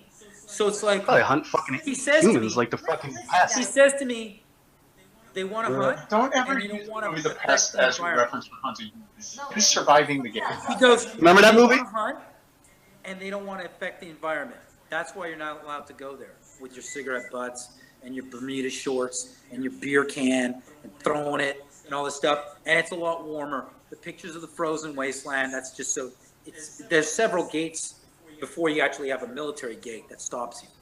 Your own delusion, it's a globe. Then your own delusion, it's an ice wall. Your own delusion, that's too fucking cold, so I won't even try it. And then if you finally wake up, like, that's just fucking imagery that's frozen, and they control who goes where down there. I'm going to go across. It's probably subtropical after 1,000 miles. That's the panic. That's what they don't want. So finally he tells me, this guy, who knows the owner of the Bellagio, who's obviously connected with MGM. There was a shootout 4 weeks later. We're stamping the Strip of Vegas with the flat earth art, but the guy who started it. We're in Vegas. We're going to start a club here. Intruder alert. We're like in the Devil's Nest, Las Vegas. Cheapest place to fly into for a convention anywhere in the world. So we're here. And I got a deal for him that nobody's ever going to give any investor. $8,000 a month, knock down the $4,000 on the Strip, subsidized by the city of Nevada because I'm an artist. $13,000 full liquor permit. This guy cancels. Buddy who has the suite at the Bellagio works with Coppola. He tells me, and the reason why we don't talk about the other fucking lands is because that's where the dinosaurs are. This is what he says. He goes, that's what they're hunting down there. So the reason why you don't find a head, or you do get bones once in a while, they're bringing them from over there. The heads aren't on the dinosaurs because they're mounted on the walls in their castles. That's what he fucking says. And he says, and if you say anything, you're dead. And so we went. I work for the CIA. I'm a remote viewer. So we're in your head. This is what this guy says. So usually, who's the archer? What? Who is the archer? Why would someone tell you they're in the CIA? Like, this is... Yeah. And he's got the suite. You're surrounded, buddy. Yeah. And he's got the suite at the Bellagio, and he knows the owner. And he's a film producer, but he doesn't have any films. He's got all these weird B movies. So he's like smuggling. They're laundering money through the film fund for whatever operations they're doing, Black Ops. Yeah. And it's so funny with these CIA perps. It seems to me they're all like in their late 40s, 50s, and 60s, and they all have a budget to have a rock band. Oh, fucking rock, like Joe Reel, who owns Mark Sargent. They're all living their little rock star fantasy. First it was like, I want to be 007 or Jason Bourne, and I want to be a rock star. We'll give it to you. Just fucking spy on these people. Give you whatever you want. The guy doesn't make, I don't know what he does to make money. He's got a suite at the Bellagio, has a Rolls Royce in his thing. I'm talking about him for the first time now because it's a channel, like, if he fucking knows I'm talking about it on your channel. I know who really you're talking about. me, okay? He's really monitoring me. So this is all 4 weeks before the shooting. Anyways, this guy sends me after the shooting. His band, okay, is one of the fucking bands with Dark Crow and Satan, Dead Daughter, and all these dark fuck. I'm gonna go watch Dead Daughter do a benefit for the dead daughters at the fucking Las Vegas shooting. I'm gonna go see Dead Daughter. So they're in charge. The people who did the shooting are also the fucking people making the memorial. They're the people that are doing the benefit concerts for the fucking victims. That's how sick it is. So your whole Robert Anton thing, you're not that far off, dude. Like, it's that fucking creepy. Like, and then we'll have our guy make the memorial. And these memorials, for all you know, are like their little satanic stamp where they pissed their toward. I'm not for building epitaph tombstones with all this kind of Masonic occult. I'm not in it. You want to remember the victims, defy the terrorist or the shooter, have a party there. And the money from the party goes to the victims while they're in the hospitals. Instead of the money going to a piece of cement and with like names written and rock bands that have all these satanic names. And why won't they do memorials? Because then nobody would ever go to any fucking city anymore. And then the memorial destroys the tourist identity of Las Vegas, where it's free, you do what you want, Sin City, have fun. Have a party in that place, defy the crazy and the terrorist, or do something that defies what happened. Maybe turn it into a theme park, like some weird thrill ride, like Shoot 'em Up, where it's like you go through the entire experience. You basically go to the fairgrounds across the Mandalay Bay. The ride is called Shoot 'em Up. Basically, you pay your ticket, you go in. It's a concert. Suddenly, the concert stops. All the lights go out, and then you got to duck because there's a wild shooter that might shoot at you. It's a ride. It's called Shoot 'em Up. We should do. Why do a memorial? Should have like a weird. I'm kidding. There's multiple shooters. You don't know which way they're coming. Like there's a helicopter that flies over and starts shooting at you. Meanwhile, the police are trying to tell you this. The guy's in the 32nd floor. You got to get out of the field and locate all the sources of the shooting, or you get paintballed and you're out. It's all paintball. It's a whole paintball. It's called Shoot 'em Up. So there's multiple shooters. We just redo the whole thing. It's a ride. It's a Vegas ride now. I don't think we should do memorials, because if this keeps going, we're gonna have memorials all over the place. Poor woman owns the Pulse Club. The Pulse Club in Orlando, because that was the biggest shooting in U.S. history, mass shooting. Now she doesn't know what to do because she's no longer the biggest mass shooting. So her memorial is nothing because she's no longer the biggest mass shooting. Poor woman can't open up her club. Everybody's like, how dare you? You're going to dance after all these people died here? I mean, so she couldn't reopen her club. She's forced to do a memorial. Her business is fucked. And now she's been eclipsed by a bigger shooting in Vegas. And they're like, ugh. Did you see that video where where there was like Pulse and a bunch of other imagery for a lot of false flags in that one like animated video? The very building of Pulse and the lights and the structure and everything is in this short animated flick that has a lot. It's like about being imprisoned in society. If you guys know what I'm talking about, it's an older video. It's an animated short, but it's got no idea. False flags. Oh, it's a ride. You go in, you pay. You're there, you're watching a performance on stage, and then suddenly the lights go out and the singing stops, and someone starts shooting, but you don't know from what direction.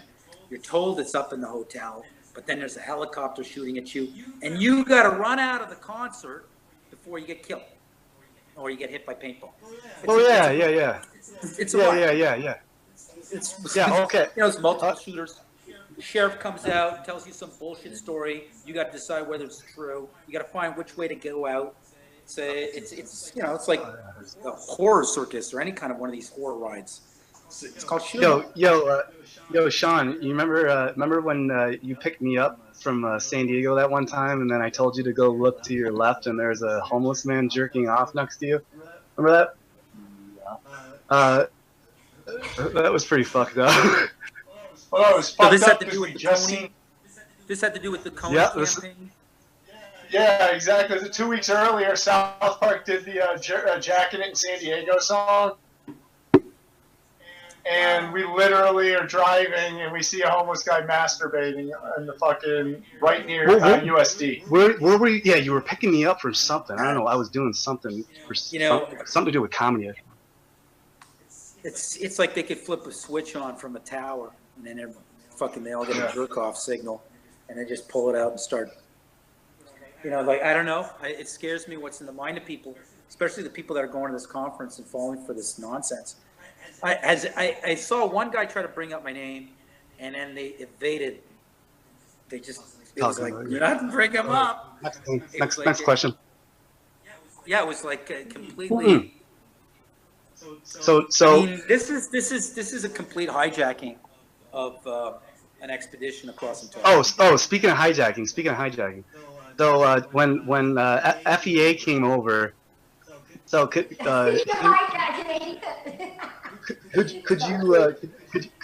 tell me?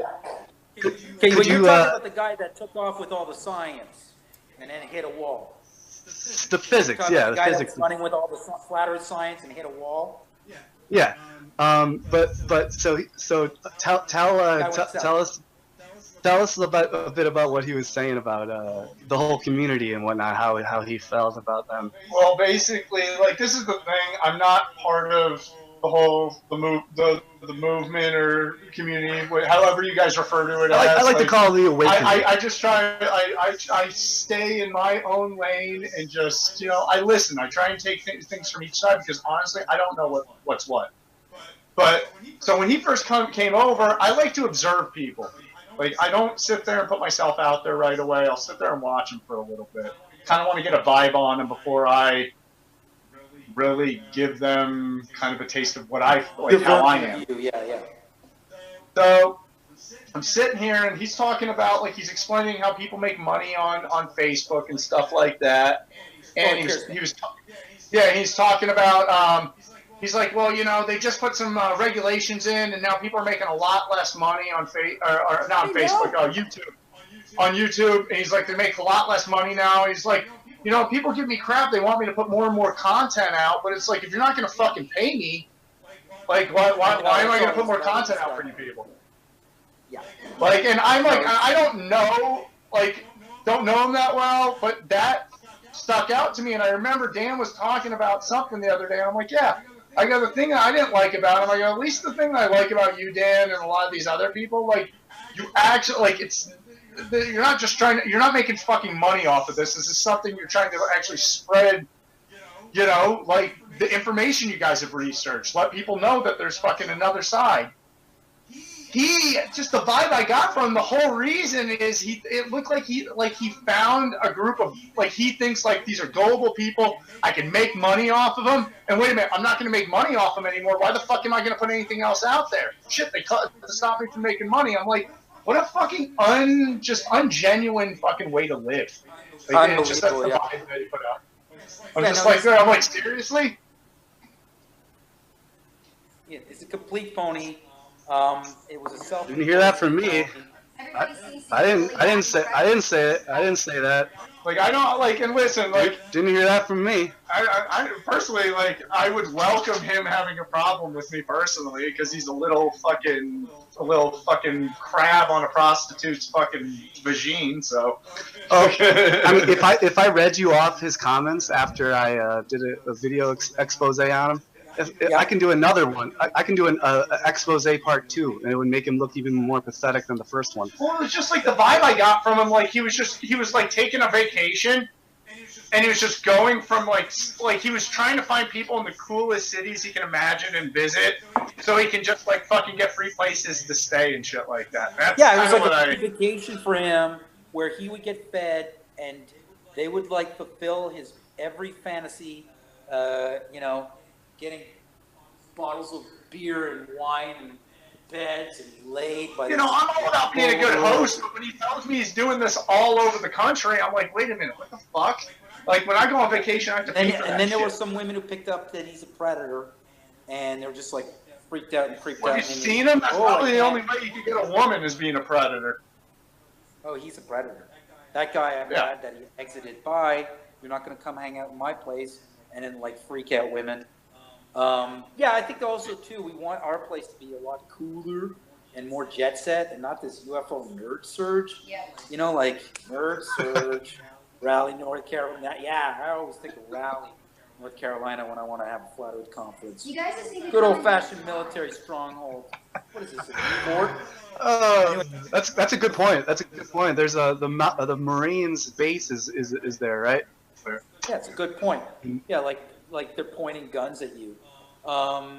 It's a pointed effort to contain and control the narrative by Hollywood working with the Pentagon.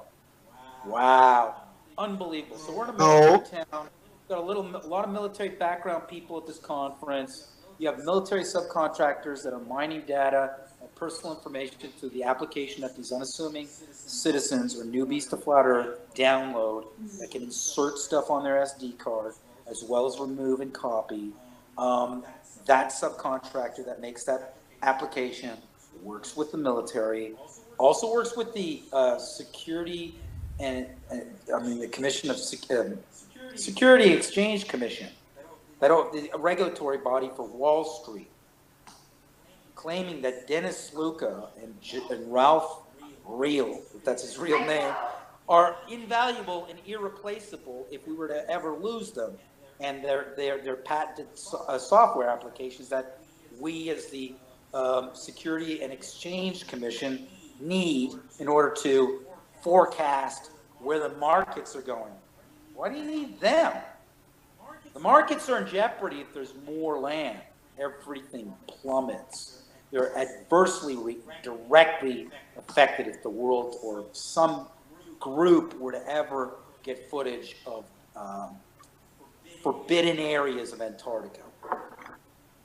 We need to start looking at it like that. This is what they're freaking out about.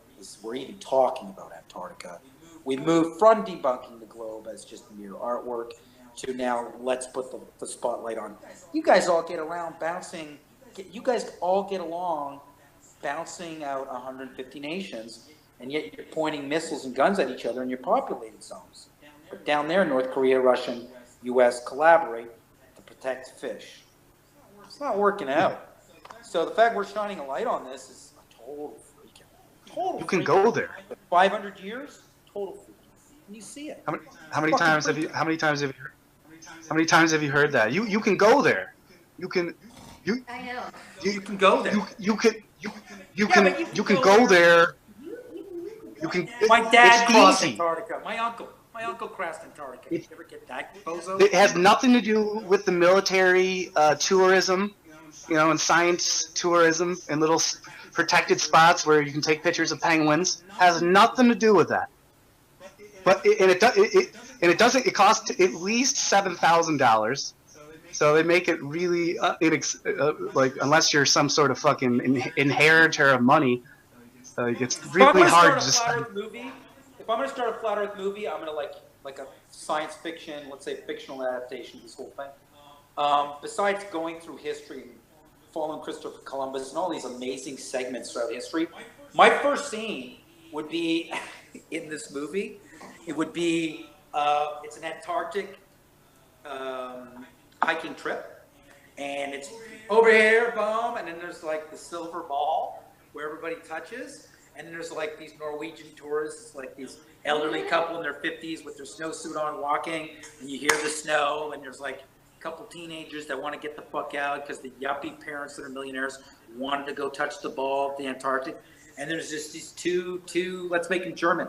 I don't know. Let's make them like Czech, two guys, and they're with their tour company, and then one of them just starts fucking running.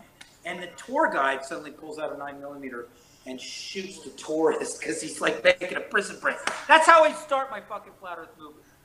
Just this happy-go-lucky Antarctic They're on a cruise ship. Now they're walking on the tundra. You hear it, and then everybody back to the cruise ship. And then there's these two guys who put fast and go, go, go, and they're running. And then the tourist guy, they all pull out fucking like 22s on the scope, and he just starts running, and he's looking, and then boom, just take it out. That's how my movie starts. With one of these big controlled expeditions. You know, somebody running from the cruise ship, petting the penguin, the whole scene, and he just prison break, runs. Fucking tourist guide, ship captain, they all turn to military operatives, you know, really like Surrey, you know, like Mockingjay or one of these things. Or these fucking movies where they're hiding an area or keeping them enclosed with a wall or a matrix. Every fucking movie is hiding an area.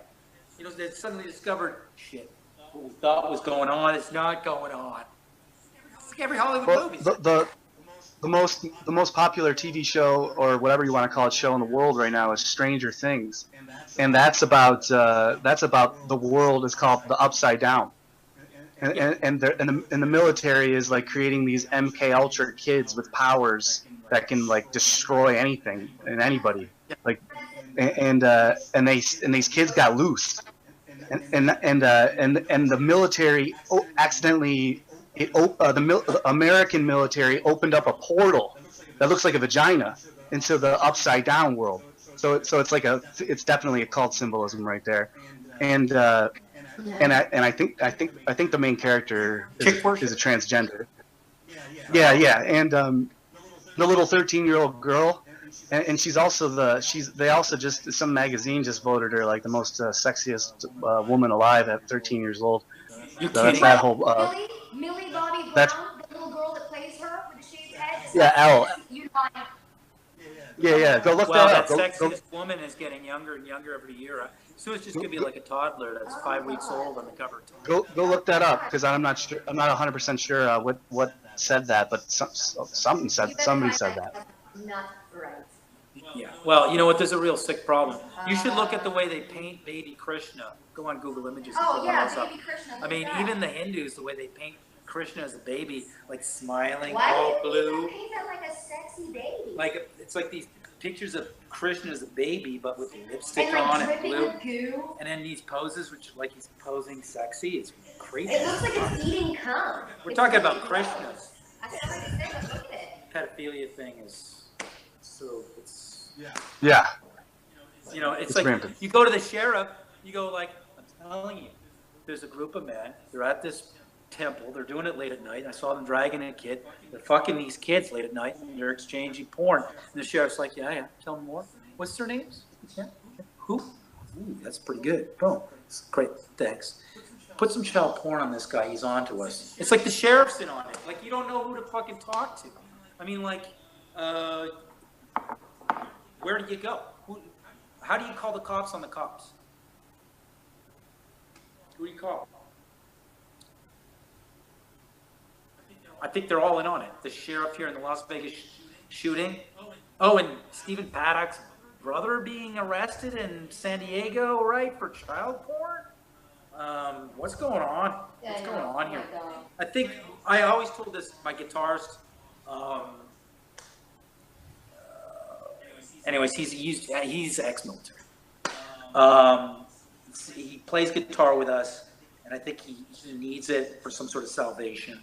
And he definitely comes out in his playing, and it's kind of a catch-22. And I'm trying to get him into the private sector and get him away from that element. He's a subcontractor now. And I told him, and I told him because I know he's being listened to. And I know whoever's listening to our conversation about the flat earth and anything that's going on, I can convert to start looking into things in their departments if they're listening to us. And I said, I'm going to talk to you specifically on facts, and because they're listening to me. And I think that's good because maybe they'll learn something. Right? Disprove me. Prove I'm crazy. You know what I mean? I'm saying stuff that's going to freak you out. That you're a third party listening to Matt Powerland on the phone, talking to somebody who works at Area 51. Just happen to it's just a weird coincidence? Or he's playing us? I don't know. he thought I was playing him, but that's always a good preemptive. Accuse me of what you're actually doing to me. Regardless, he's an amazing guitarist, and I think he's genuine, at least to me. You know, and maybe he's under some mind control. I have no clue.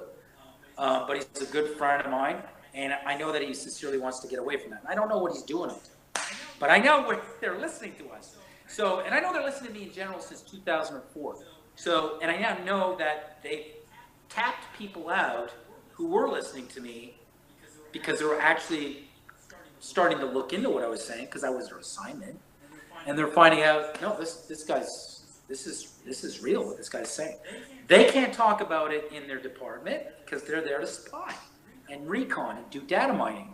But what are they going to do with the flat Earth in their head all week?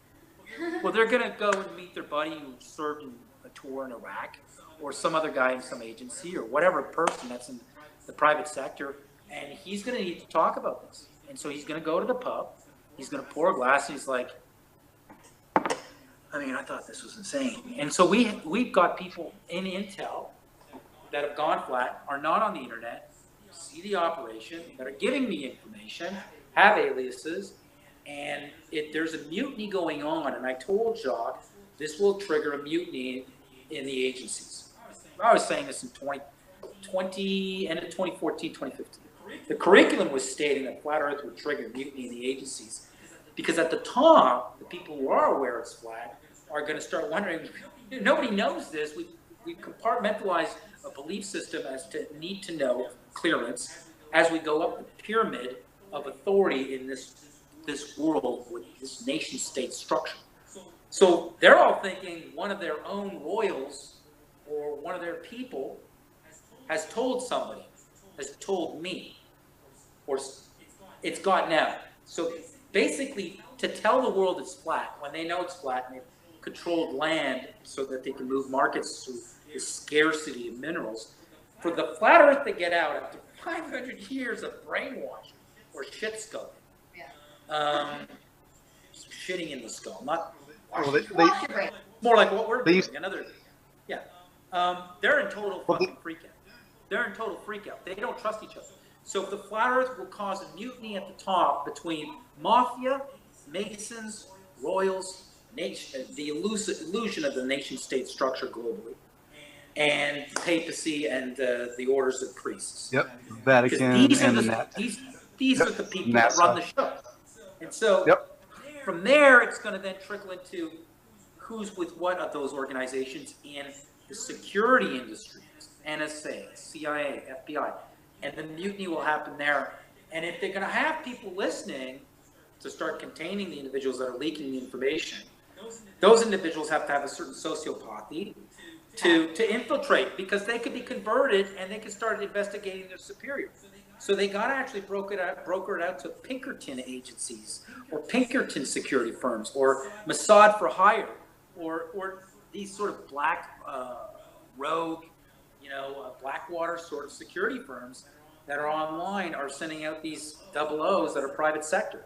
So there's a mutiny going on in the federal agencies worldwide, and there's a mutiny amongst the pedophiles at the top.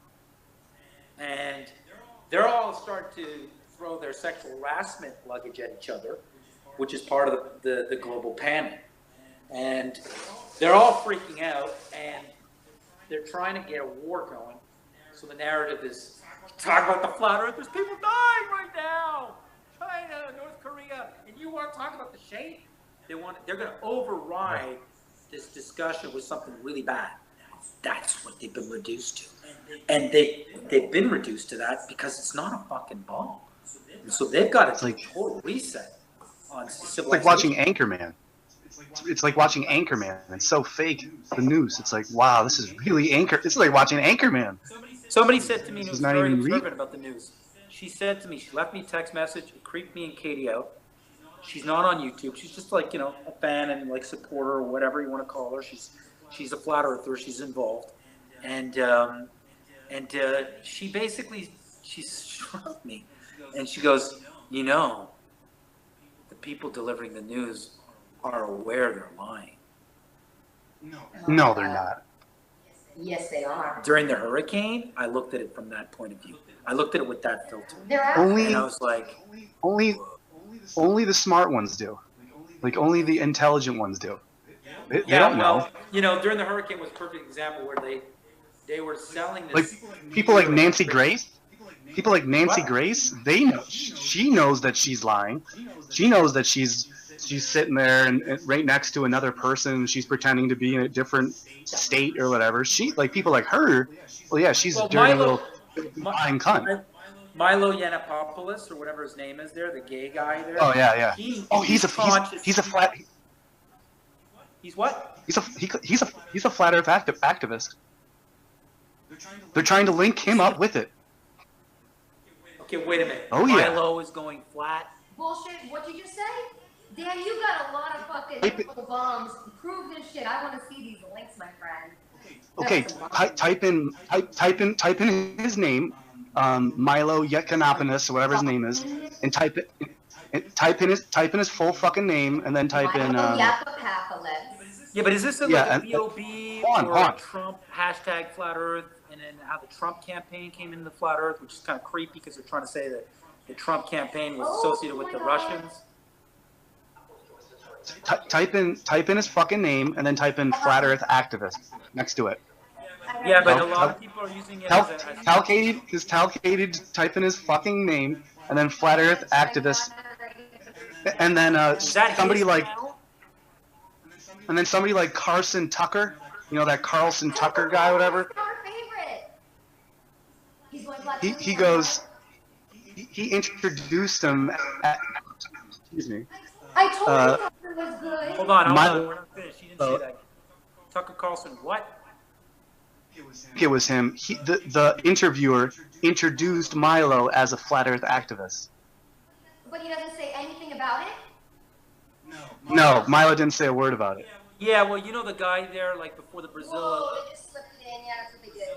Olympics, like and the Zika virus is going to spread because the Earth is flat. Oh yeah, that shit was. Things? That shit was weird. Things? Yeah. Yep. Exactly. So was it So it's a weird mind program test on who was going to pick up on it. Yeah. It's subliminal programming, and it's also giving them. I think it's delta trans system tests. Yeah. Test how many people have been blasted by the delta. Yeah, it's NLP, neuro linguistic programming. Well, I think there was also a digital lobotomy that was conducted on the human race through the television set, probably during Super Bowl or Grammys or some big event. And if you weren't watching it, you didn't get your cortex fucking. No, well, here's the thing. You'll be. Hold on a second. So here's the reason I want to talk to you. It's not to endorse your views, many of which I agree with, some of which I don't. But the point is, you tried to express your views and were prevented by a violent mob. So if you were an anarchist or a Scientologist or a flat Earth activist, it wouldn't matter. Oh, those dirty little assholes. Right, and that's shocking. Tucker's the one that's flat, not Milo. So Tucker went after Bill Nye, remember? Oh, you could be right, but maybe they both are. I've always had a good feeling about Tucker because he always looks at the people every time he has somebody on his show. He looks at them like this. Oh, he made a fool of Bill Nye. It was amazing. Are you gonna finish? It's so funny. Oh my god. He made Bill Nye look like a fucking stooge that he is. What is a flat Earth activist? Well, if we go with the conference, I guess. If we go with the conferences, It's somebody. Now watch. Well, yeah, it's somebody who. Watch how I'm gonna play this out because I'm in the 40 moves ahead on this thing. That's me too. That's where I'm this community or this movement's asset because I started this thing, so I'm able to go. I had a lot of time alone. How the fuck are they gonna come in on us? So I'm like, I had a lot of time alone. We used to joke about it, me and Sardine, like back in our we call her Sardine now, Sandrine, because she's American, so she can't say her name. Sardine. She said Sardine. I was like, oh, that's too funny. Anyway, so my ex, her name's Sandrine. Yeah. I mean, I was watching those videos back then. I was still watching. I was watching those videos back then. Yeah, so when you were still with it. When the villain's going to show up, and how would they show up and take it over, and maybe we need to create a villain.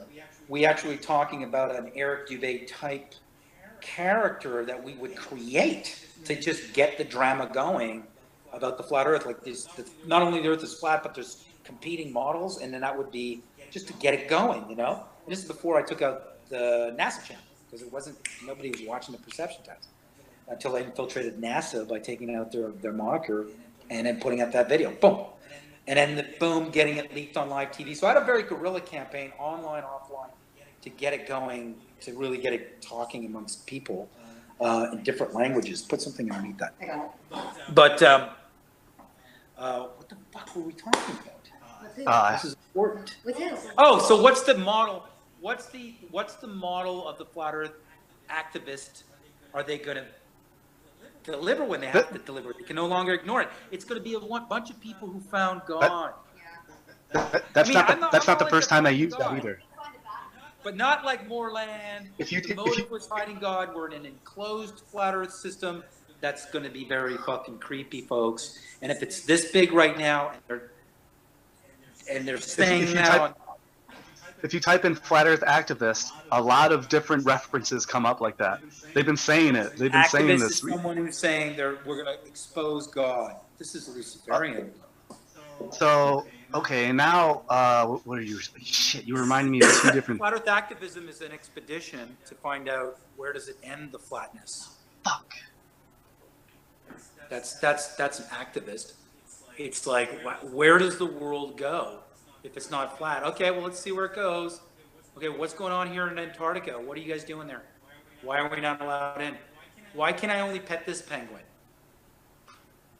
There's only one penguin to pet. Anyway, so yeah, activism, that's my concern, is they're slowly introducing it. What's their version of an activist? It's going to get spiritually weird.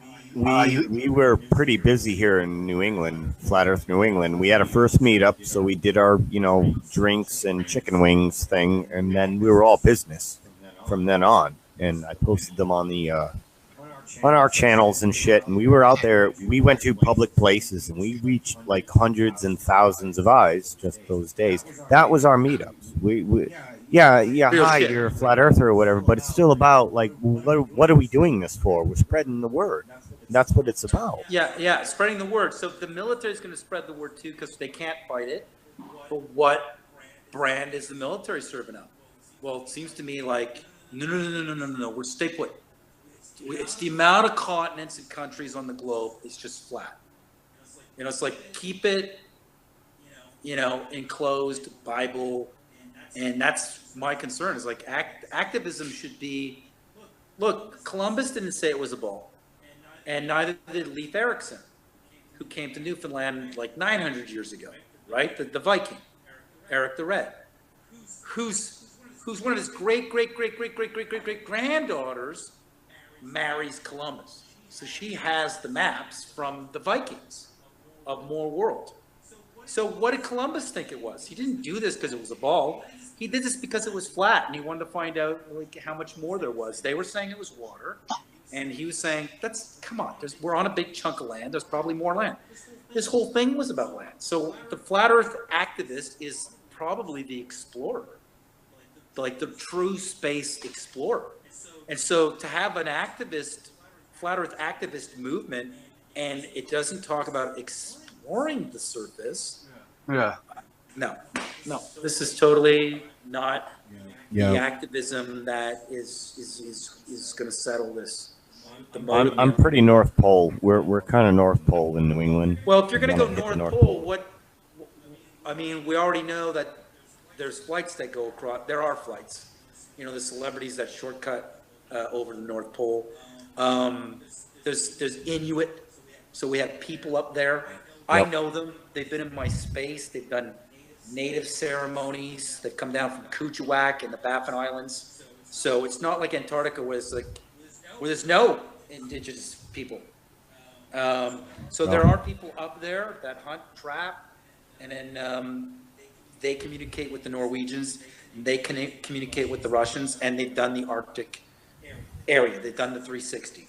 So for me, it's like, well, if you want to make this harder, you want to go through the North Pole to get to the South Pole. So you're going to You're going to get Well- two bitch slaps twice, north and In this south? jigsaw puzzle, we're missing the center and we're missing the edge. And those are the two areas that you put together when you're doing a jigsaw puzzle. So if at least we get the center. The North Pole is definitely more, in appearance, accessible. It will be easier to access it. You can go right up there and go and talk to the Inuit who have folklore about the Arctic Circle and the Aurora Borealis and the Midnight Sun and what goes on up there. And then you could actually see, well, how many of them have gone? Maybe so-and-so went, and or he went, he's dead, or rumor has it, or they'll be the guide. You know, you have an indigenous population. In Antarctica, there's no indigenous population. It's all military science. So, or is there an indigenous population way off, right? So I'm not going to go through the north to get through an even more harsher environment, a more protected environment. But we want to approach them the way we would approach them, through like the proper protocol. And that would be, okay, we're not a governing touring body for the Arctic or the Antarctic, but I have sourced out a governing touring body. And they're the only body within these 5 slices that they claim they can do a double traverse. It costs $60,000 for support per person. So I have all this information. I have the touring company name, and I'm in correspondence with them since 2011. So I'm just going to pay the bond, and they are in contact directly. They're licensed. So it's like they're at the table when we propose what we want to do from 5 separate slices, 5 or 6 teams or 4 teams, whatever the budget will have. Do you have a direction to go in? I want to go the Argentinian route, the Argentinian slice. That would be the southwest of Argentina. So my focus is there. And then see how many entry points, and basically asking the treaty during presentation, see if they even like react and talk. Because sometimes, okay, thank you for your presentation, and then they all go beyond the Emerald City in their crystal door with their cloaks on. Who knows? Who knows who these people look like? Anyways, I'm just imagining they're going to be just taking notes, blah blah, and we have to wait an approval process, and it'll be no. We won't know why. Admiral Byrd had. We'll have the money. Yeah, dude. That's Jibby. It's exactly what I was gonna ask Math right now. Dude, you just totally took that out of my brain too. So hold on, Math. Let me ask you a question. So, have you heard or read the stories of Admiral Byrd's diary, where his plane suddenly, the electronics were taken over by the ET's craft, and all of a sudden these two saucers or spacecraft were flying next to him, and telepathically told him, "Yo, yeah, you're under our control now. There's like nothing you can do, and you're going to be coming with us now." And that's when he went into the Hollow Earth, apparently. And this is in his diary, granted. Flying. So he went to a different land. Yeah. The Byrd narrative of more land. He went far off, and they've revised even his Exactly. There you go. So yeah, that's we don't exactly want your it. kind around here.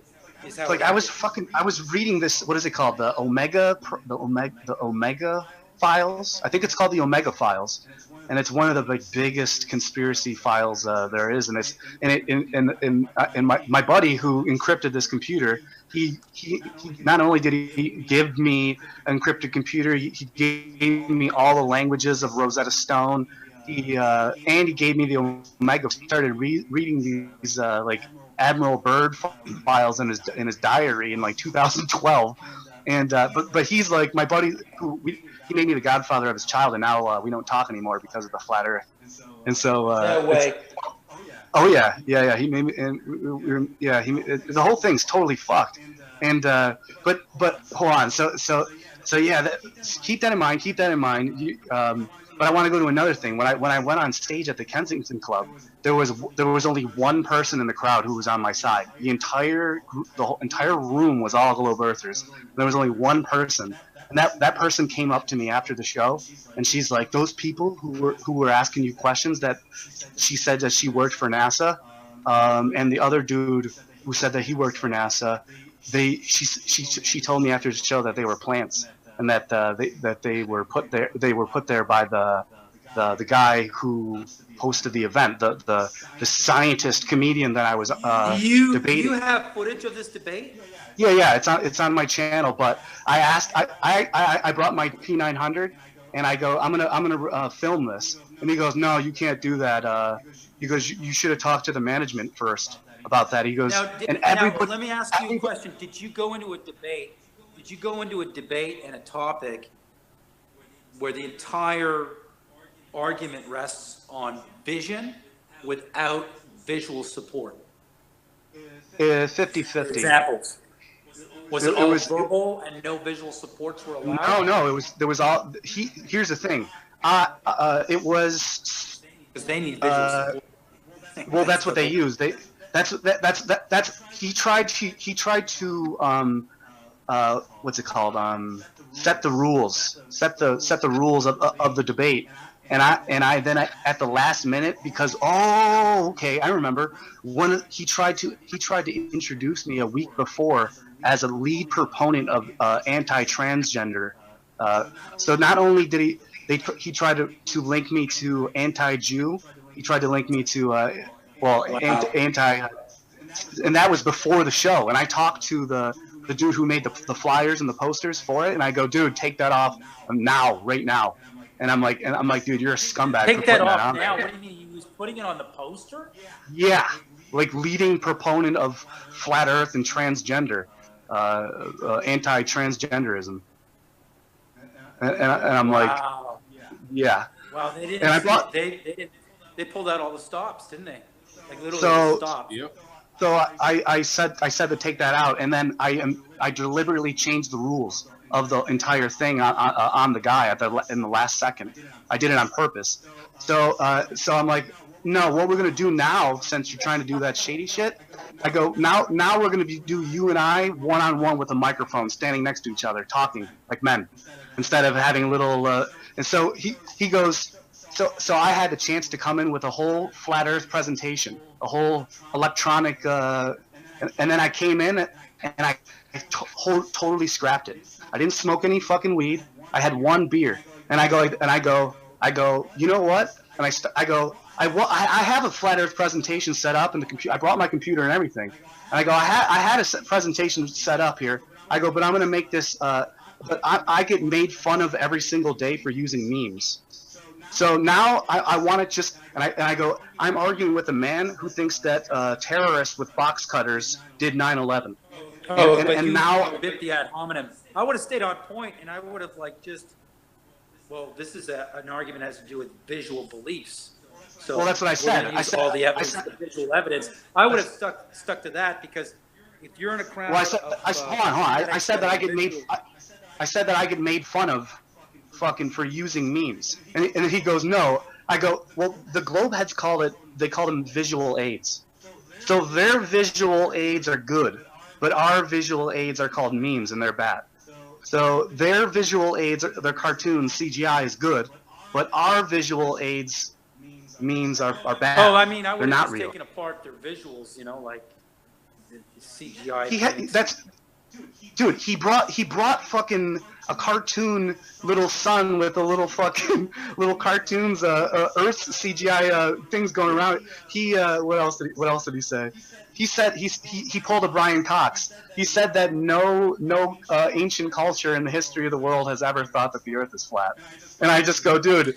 I go, good. Now everyone in the audience, I go, I implore you to go look up that every ancient culture thought it was flat. So he just completely debunked himself. This is beautiful. I well, you know what? Or they're either going to go into the deep sleep from that presentation, or they still laughed it off and were in denial and took the side of the globalists, but the virus will eat away at their head sooner or later. Oh, no. Problem is that they filled the internet with this other narrative of what a flat Earth activist is. And that's, if their whole motive is hiding God, then they're going to reduce flat Earth to this hippy-dippy Christian second coming, which will be a great way for Lucifer to come in I'm telling you, man, this thing is the end of the world. I told the difference. This is the end of the world. I told them. This is it. I told them the difference between a. This is the judgment day event, flat Earth.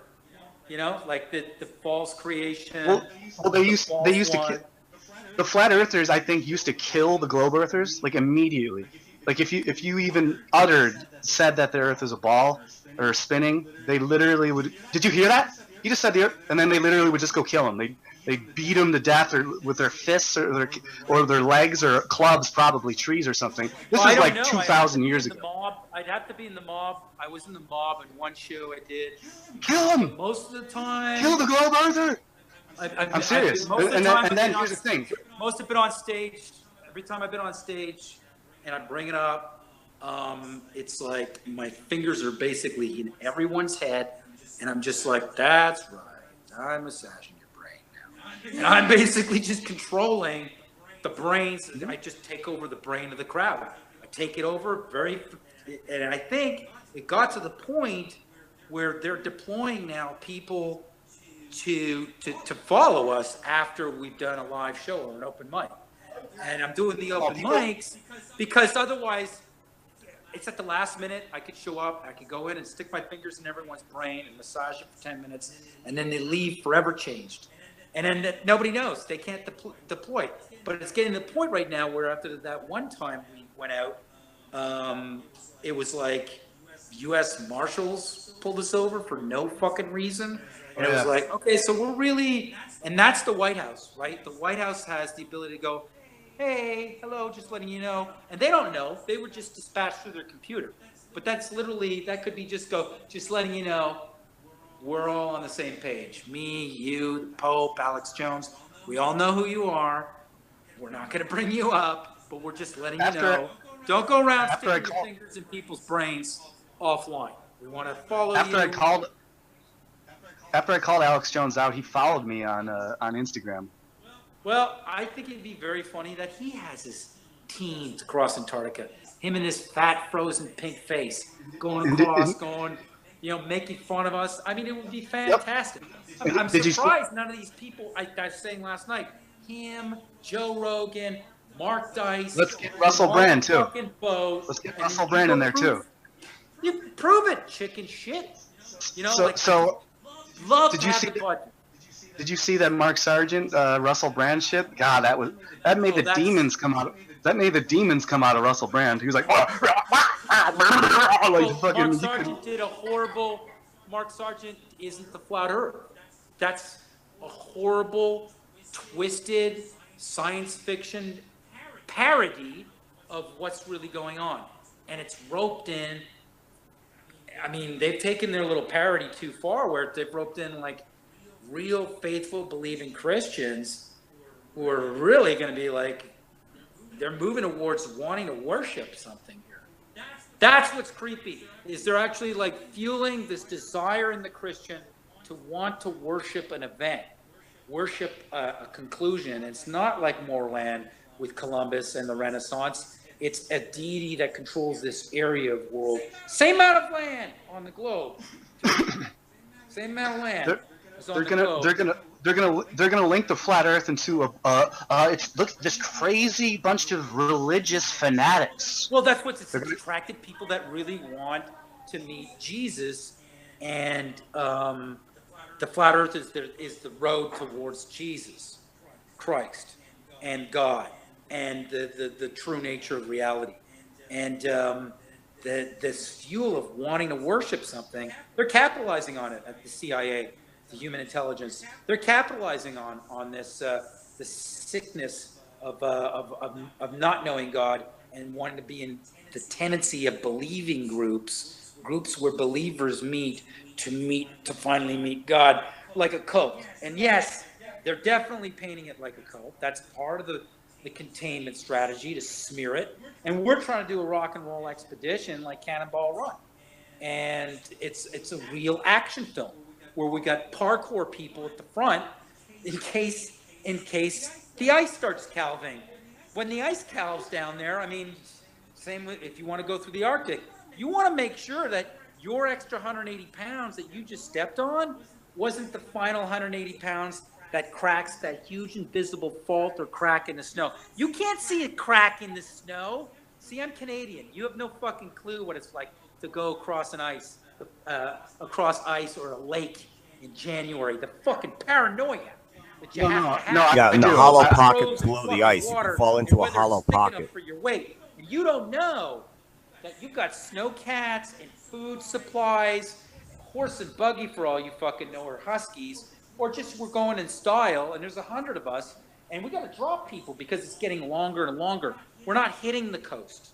We're not hitting the coast here. And that's why they don't want this talk. That's why they're not going to be on an expedition, Alex Jones and Mark Dice, to prove the Earth is a ball through the first ever north-south full-scale Columbus-style many witnesses crossing of our world. They wouldn't allow this. Listen, they wouldn't even allow you and us to do this. Listen. Even if you did put $1 billion together and you had everything planned Listen. Even if you got your $1 billion and you got everything prepared for 2020. Yeah. Listen. If you the money's going right back in the bank. That's what's funny. If you actually went and did that and then had a live feed, we're like, come on, we're doing it right. It's like the Truman Show. We're getting out of this fucking place. They wouldn't allow you to do that because that would mean that you would be the leader of the entire world. Because you and this is exactly you would find a new thing, a new land. Oh, listen. Masons. That's why there's 170,000 Masons on Nathan Thompson's page. I mean, we've got screen cap after screen cap on Nathan Thompson's Facebook page, which has 170,000 members. People are repeatedly going, who started the Flat Earth movement, the modern movement? Who started first online? No response. 170,000 people there. Or just I remember what when are your Nathan Thompson on Math Powerland? Silence. 170,000 people silent. Weird. That's weird itself. So it's yeah, so you're right. funny Because if I'm going across, I'm pretty much sending the leader of the free world. Well, hold on. Now let me finish my thought. So you found that that would prove not only that would prove that they're hiding the other land, but that would prove that all of that their whole entire operation, that everything that they've done is worthless, and that you're already better than them. So that would mean that everyone would go like, well, they're going to follow that guy. So if they don't follow that guy, the government's useless. If this one guy could do this, that would mean that all of everything's, you know what I mean? It's very easy to see. Yeah, no, so they won't let it happen. But if somebody lent me $1 billion for the day, right? Well, at least we got like our scientific body. We got a headquarters. We've done some track run events. We've got the metrics are through the roof. We've successfully quarantined this fake deployment inside the Flat Earth. We've moved it, or we've policed that they're not going to try to run with an expedition and fake doing an Antarctic expedition. I got some word from D. Marble. There's this guy who's got a whole plan to cross Antarctica out of this conference. I will pledge right now. I will pledge all of my 3.5 subscribers, possibly 4.5. I'm not sure. I haven't checked. I will pledge all of my subscribers to the cause.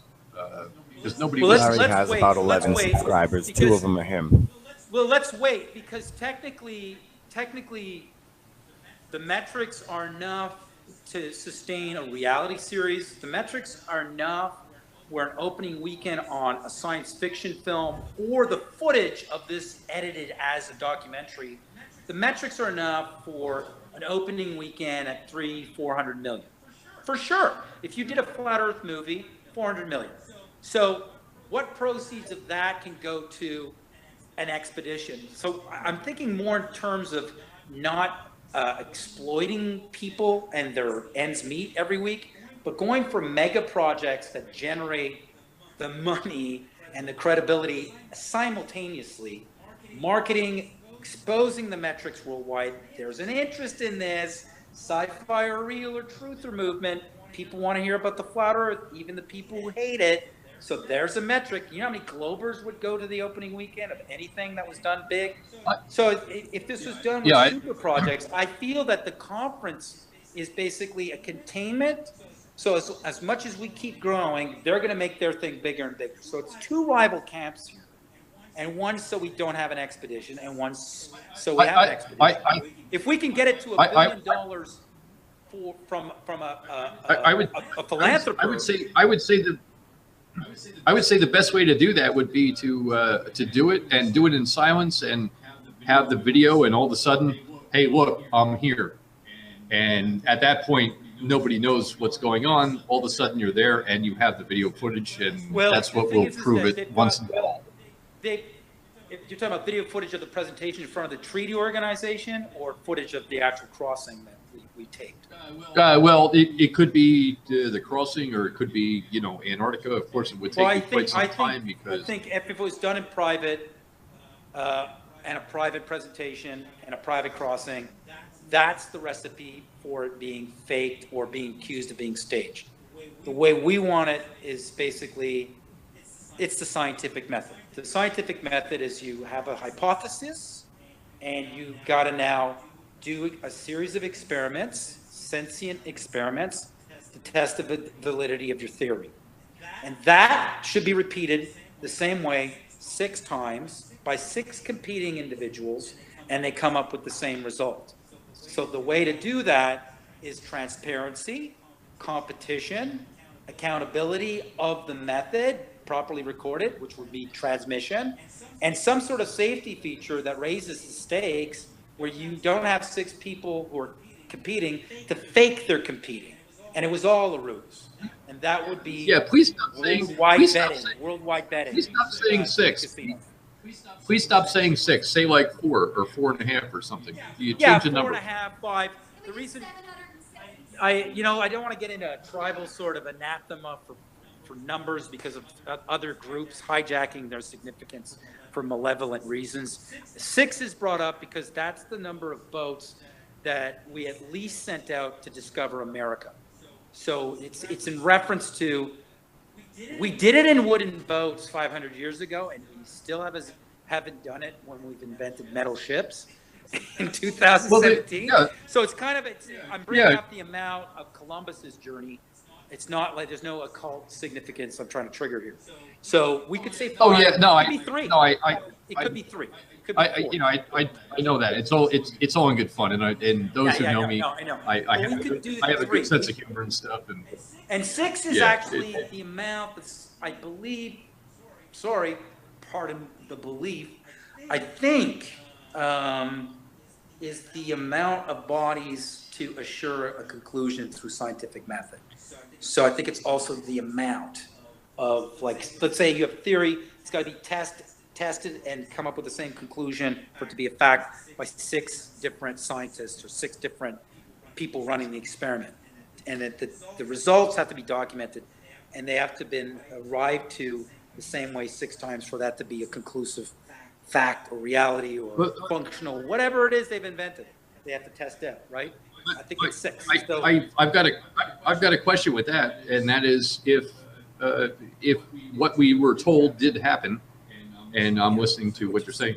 If we believe what we were told that has happened, and Columbus sailed with however many ships or whatever happened, and once you get somewhere and somebody says, "Hey, how you doing?" Guess what? You didn't discover shit because somebody's already there. No, of course you didn't discover anything. That was theater because the Ottomans and passage to China was controlled, and then people were looking across the Atlantic, wondering why there was collusion with all these armadas from different kingdoms like Portugal, Spain. They're all getting along with keeping people out of the Atlantic, and then there were the pirates that were also rogue that could get your ship. And I mean, that's just an event that's completely a bullshit parallelity or parallel reality of what really happened. Parallax. It's just 55 miles from Alaska. Alaska's a Russian word. I mean, there's 2 islands across the Bering Strait. 55 miles, 18 miles in a canoe. I mean, you could see the island on a clear day. Like, you're going to tell me that nobody ever took a boat from Siberia? Of course they did. I mean, they're called Eskimos. They're called Inuit. I mean, and God knows what, Neanderthal white Cro-Magnon was out going across on his boat as well, mixing with, who knows what happened here, like we were saying before. Maybe even the history of North America isn't what it appears to be. They give you this candy-coated, he came from the Atlantic, you know what I mean? It's like, what about these Asian-looking people in the north? Never mind. Russia's just 55 miles. Well, in the time zone's there. It's like we'll always keep this east-west mistrust between Russia, Asia, and the West, so that we'll never build a bridge, and then suddenly everything's connected. I mean, it's a huge soup of fucking transnational hypnosis. It makes no sense when you break it down to the simple common denominator. It makes no sense except for control. None of it. 55 miles, all friends in Antarctica, enemies in the populated areas. Yeah, this whole thing is stupid. And so then when they come in with these people out of nowhere with view counts and subs and deep pockets and all this other stuff, and then television networks walking around, they've been saying, well, when it gets to the mainstream, I know, what does that mean? That means TV, right? Well, isn't TV the appendage that hypnotized the world? So you need that same thing that was the tool of the hypnosis to validate it for it to be. So you need to merge with the TV power authority, which has been faking science. Oh, wow, interesting. So there's a conference with all these people being filmed, and they're saying they're hiding God. It's pretty fucking obvious. Kind of trying to paint this. Kind of interesting. Also, everyone has been reaching out, as I have as well, to several friends that I have, trying to get some kind of answers, and I got nothing. I have nothing. It's cult seriously, compound. I have nothing. It's a cult. You can't get in. It's like at the top of Scientology. It's a closed compound now. The whole thing's gone compound. Oh crap! So wait a second. So you're telling me that I'm actually in Jibby's compound? That really sucks. Wait a minute. Wait a second. No. Enclosed system. You're in a compound. You're in a complex compound. Yeah. Yeah, Larry. You're compounded. You're enclosed. Larry wants to be in the toilet bowl. Aren't they in a pyramid? When I first arrived in Los Angeles. I can't believe now I'm in Jibby's compound. Oh man, this sucks. Yes. Speaking of pyramids, when I first arrived in Los Angeles, the Scientologists tried to recruit me, and then who else? One more. It was one more. Oh, what was it? Fuck! I can't remember it. You got to be quick here. You got to be quick. You got recruited. Jehovah. Speaking of pyramids. Oh, the pyramid. Yeah, well, I don't know. Pyramid. Those people are in a compound in Raleigh, North Carolina. Fuck, I can't remember. I lost it. Keep going. Well, triangle. You're in a triangle. Somebody tried to recruit you from Scientology into a triangle. Well, there was one more place I wanted to go. I can't remember what the fuck. You got what were you guys talking about? Shit. We're talking about like there are now. They're all saying that the motive and what's really going on here is they're hiding God. So this thing has turned into an ecumenical religious thing where they're using the fuel of these Christians who want to tend towards group belief dynamics, right? And are adulating themselves on the back that they're about to discover God together. So yeah, this is bad. This is like either this is going to be a way where they're going to introduce Lucifer, or this is going to be a way to just contain it as a weird cult. Either way, the Illuminati are loving it, fucking loving it. Oh, earlier, Matthew said that but when they're you losing at the same time, so they're in denial because Antarctica is going to rage more and more now. They're in there right now. They're in there like this is successful. They're in denial. Lucifer's always in denial. Yeah, Matt. Earlier you mentioned that that the Hollywood and it's a controlled op, and that they're always looking out for certain people who are like good looking and witty to work for them. And I remember I remember in 2010, just doing my thing. I was trying to do it in the comedy game. I was in the same comedy clubs at the downtown comedy club with Garrett Morris and some of the Wayans brothers and people, just random other people and people that are still doing comedy to this very day that I'm still connected to and still in contact with. And now I remember being at the ESPN Zone. It's a famous place where they do like they commentate on like the Lakers at the Staples Center and other sports shit. And I remember I went down there every day to eat like free food and free drinks and shit like that. And I was talking to this. Oh yeah, you mentioned Zeitgeist earlier. And all of a sudden, this dude, I was sitting down, and I was getting like to tap into my psychic, quote unquote, psychic abilities back then. I knew this dude was gonna sit down. He comes up to me, he goes, "Do you mind if I sit down here?"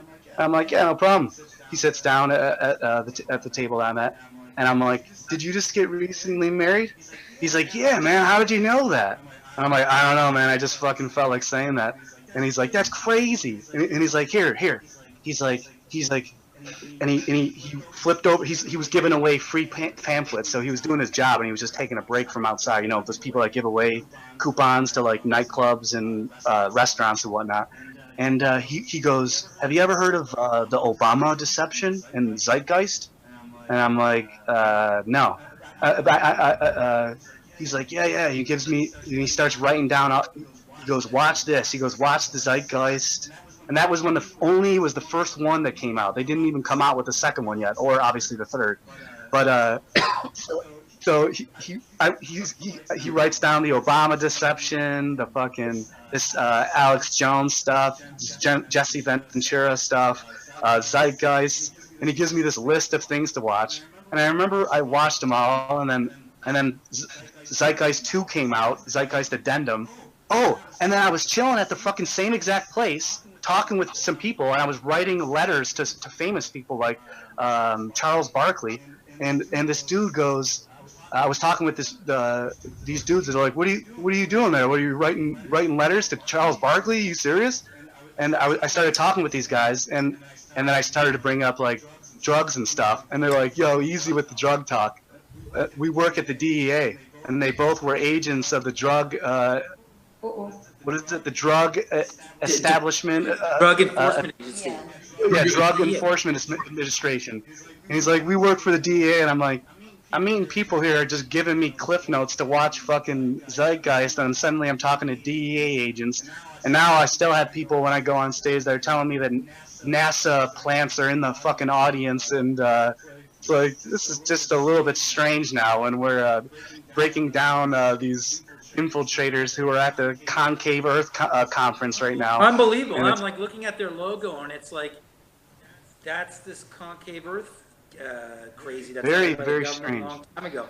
First guy they sent in to attack me didn't work.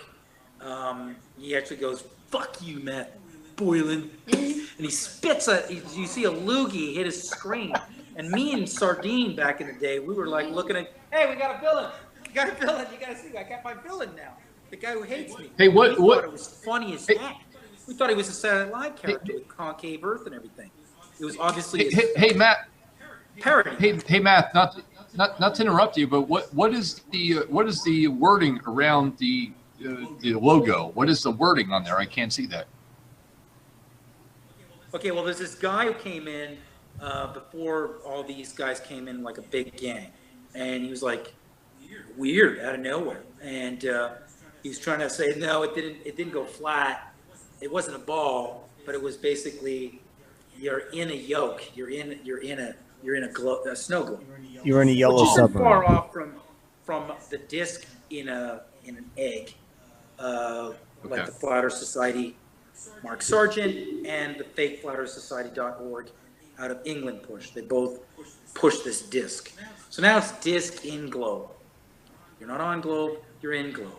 And then there's this, you're actually riding the curve of inside the globe, which this clown, this guy, Christopher Steve came, or whatever his name is, Demon Steve, Christopher Christ. He comes in with this whole, you live in you know, and he was spitting at the camera saying, "Fuck you, Matthew Boylan, Powerland," and blah, blah. And then he's like trying to, he'd have his shirt off, he'd be all oiled up, and he'd be like posing, going, "That's what."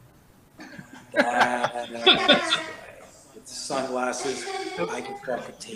He might as well just tuck his fucking dick in. And just, yeah, he was like really like weird fuck me. erotic fixation. And we did, you know, some research on him, and it turns out he's in this 5 o'clock news segment with long hair and a mullet, bald at the top. He's bald. He wears a baseball cap to hide he's bald. And like they all do, these rappers. Anyways, he's in 5 o'clock local news. Only guy not in an orange jumpsuit, like ticker tape parade, all these guys, you know, handcuffed, going into, you know, a prison trolley to be taken off to the ward or that wing. And there's the news anchor going, "Sir, why did so-and-so, what's your name, Stephen Christopher, whatever, what was your reason for trying to, like, assassinate the president?" And then he goes off in a diatribe of, like, racism. And everybody in the lineup is in an orange jumpsuit and they're black. And he says, I think, the N-word, and none of them flinch. And it looked like this was like, why are they putting us on the news? This guy's playing like a crisis actor, pretending to want to kill the president. And it's this guy who does the concave earth. And so there we are today. This guy wages war against the flat earth. And he says the earth is really, he's Christ. He's come again. And the earth is concave. And he's my villain from 2012 to 2015 before they unloaded all these fake flat earthers. And some said that this guy was given a bigger budget and he's in charge of all these people that you're seeing right now at the conference. And the CE is basically a hoodwink. We're here. That's right. You figured it out. We're here and we're controlling your narrative. At one point he said to me in the comments, and it's like, you know, I was being, you know, reminding people of this. I started this, so I was like, "That's right." He goes, "That's fine. We'll take it from here." Like very like bureaucratic, and he's writing, and we thank you for your work. You're done for now, or we'll take it from here. And he was talking about the flat Earth narrative, not the concave. So he comes in weird. And then there's been shots of him in a garage, and he's got like, I don't know where he's at, but there's a collection of very expensive exotic cars. So he plays crazy. He's got a budget for very slick graphics of his concave model, very slick, and he's kind of got this Saturday Night Live sketch character acting, and he's almost got good casting. You know, he almost looks like somebody you cast. He's a complete fucking online actor. Like anybody working in the agencies, they have to be able to play a character because they have to infiltrate. And this guy is the CE acronym, and now I see CE on all their shirts. So that's the significance of the logo is what we're talking about. The backstory with my exposure.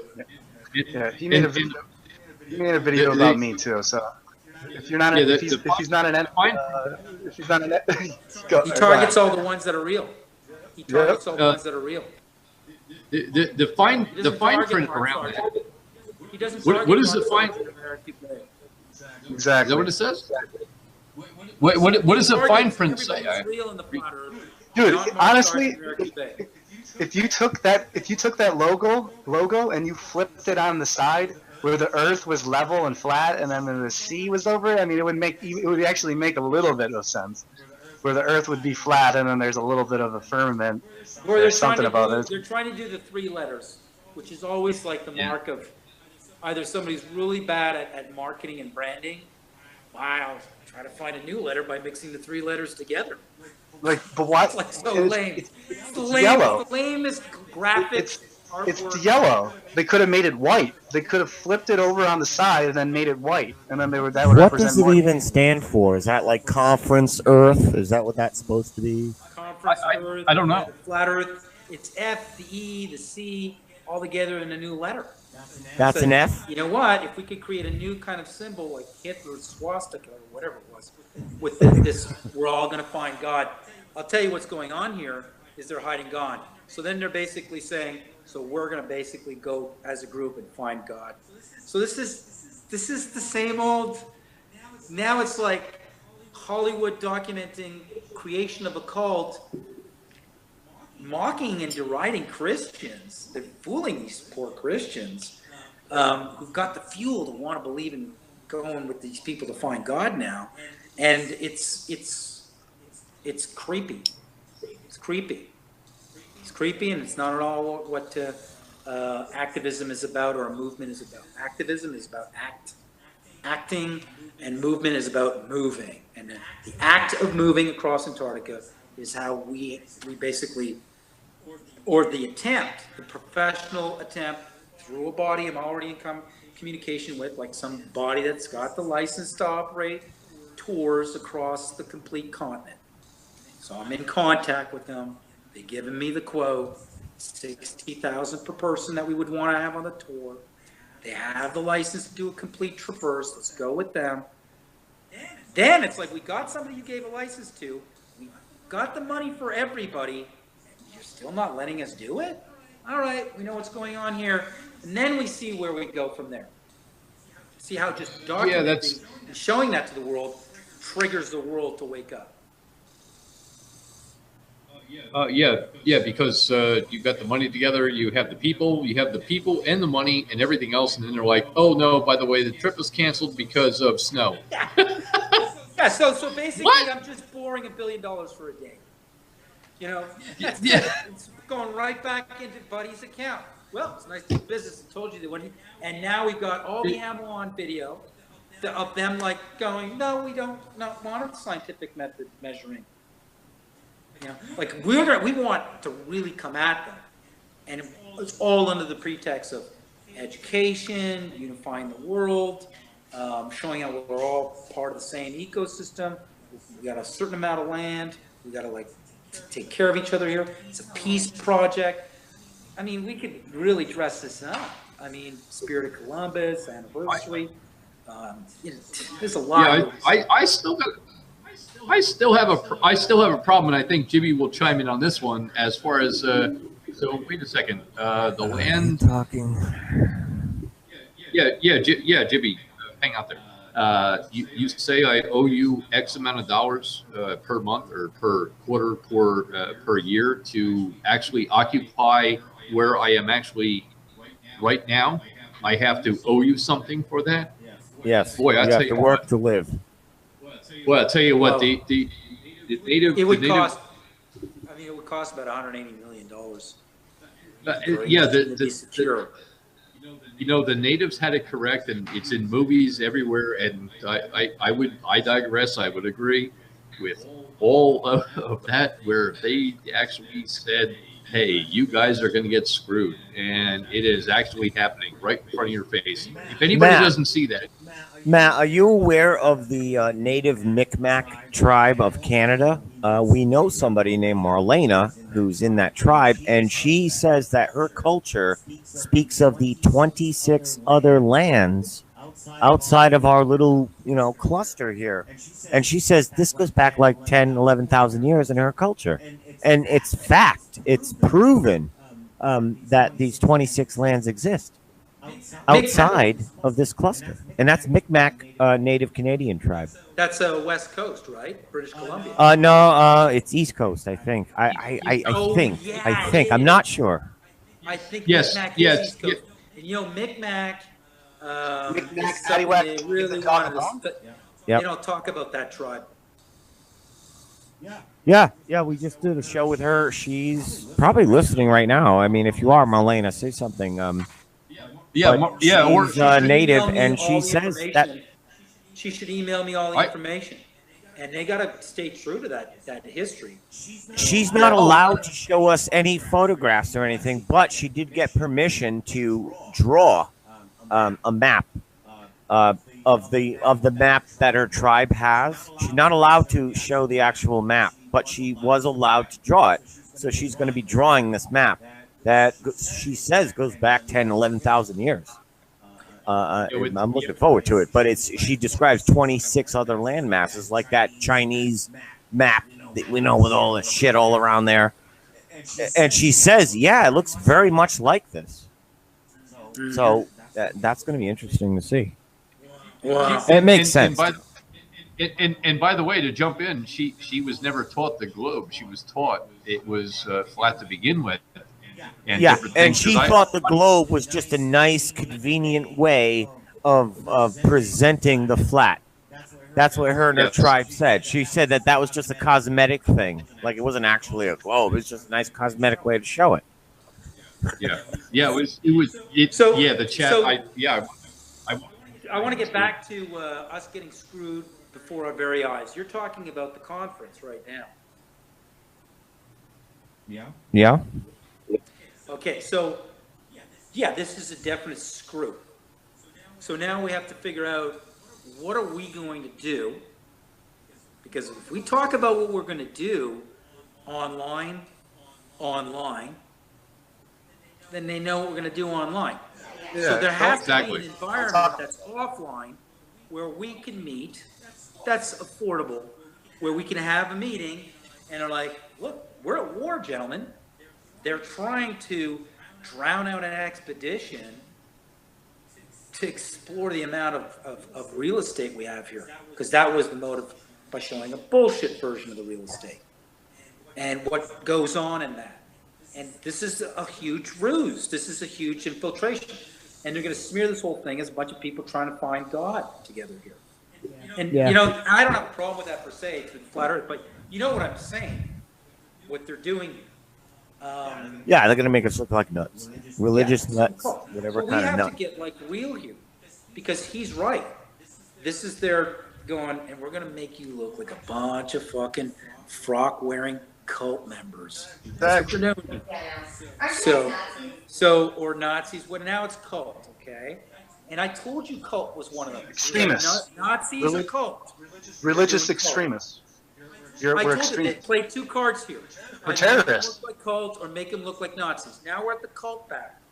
So well, we have to have an trying offline area where we meet and we discuss about how we're going to operate online. They're trying to say that flat earthers are anti-transgender, anti-Jew, they're terrorists. Keep going. We're anti-deniers. No, flat earthers are literally terrorists. That they're terrorists. Who's trying? They can't get the terrorists. We say that terrorism doesn't exist. So flat earthers are terrorists. That's what they're trying to. The media is trying to say. Hold on, I don't want to hear what he's saying, Daniel. I can't hear. Say that again about. They're trying to paint us as anti-transgender, anti-Jew, religious extremists, and they're calling us flat earthers terrorists now. Who's calling us terrorists? The media. The media. That's the media. Do you want to do a class action? Why don't we Neil all do deGrasse planted the seed that anybody who, believes in a flat earth is dangerous. Yeah, exactly. That's exactly my point. I said that a while ago. We should, what we should do? Dangerous thinking. Dangerous thinking. We should do a class action because that's slander and it's defamatory. We just want to have an expedition. That's why I go a little bit off ball. I say that globe earthers are. There's a court case here somewhere. Okay. All globe earthers are pedophiles. That's how I. But what court will find their standing for a case? Are you saying that? Well, actually, no, Jimmy. I'm saying that's what I've noticed. Everything. If a news outlet said that about you and me, that we're anti-Semitic, that's Joe Rogan. That's slander. Joe Rogan's done that. Who else? There's been a whole bunch of people that have done. That's an insult. I don't know if you're offended being called. Are you a Nazi? That's why I'm. To be honest, that's why the minute somebody says that, and that's on record, and they're clearly saying that. Well, they try to label. I know they try to label that. They've danced around it through insinuation, and nobody's made a direct stereotype that all flat earthers are so and so or what. Yet, when that happens, right, we can do class action on that network. You know that. Unless it's saying the persons on this show do not represent the views of this channel. But if somebody, the CNN reporter says that. And actually, I'll I'll Did you say see this. that Vegas shooter? They said there was a fake news article that said that he was at a flat Earth conference. Oh, for Christ's sakes, really? Did you see that?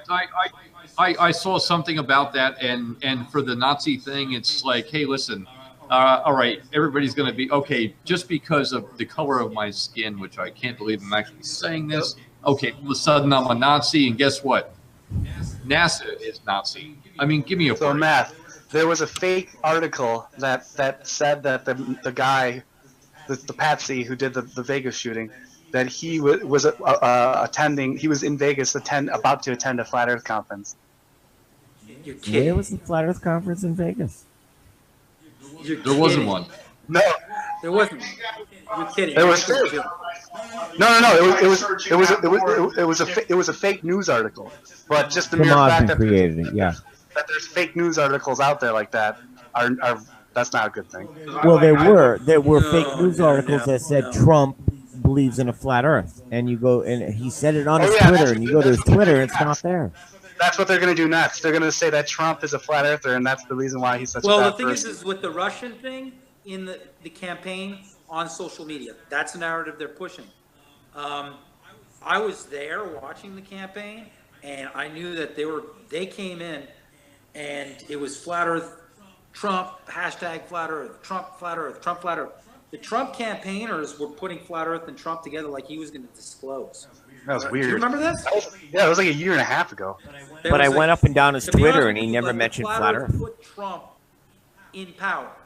That was like a year and a half. Are the vote for Trump because he was looking at the dynamic of the fighting of like the dividing of who's fake and who's real. He was taking a cue from that psychology. They were grafting the psychology of what I was going through with these people, and we were watching it.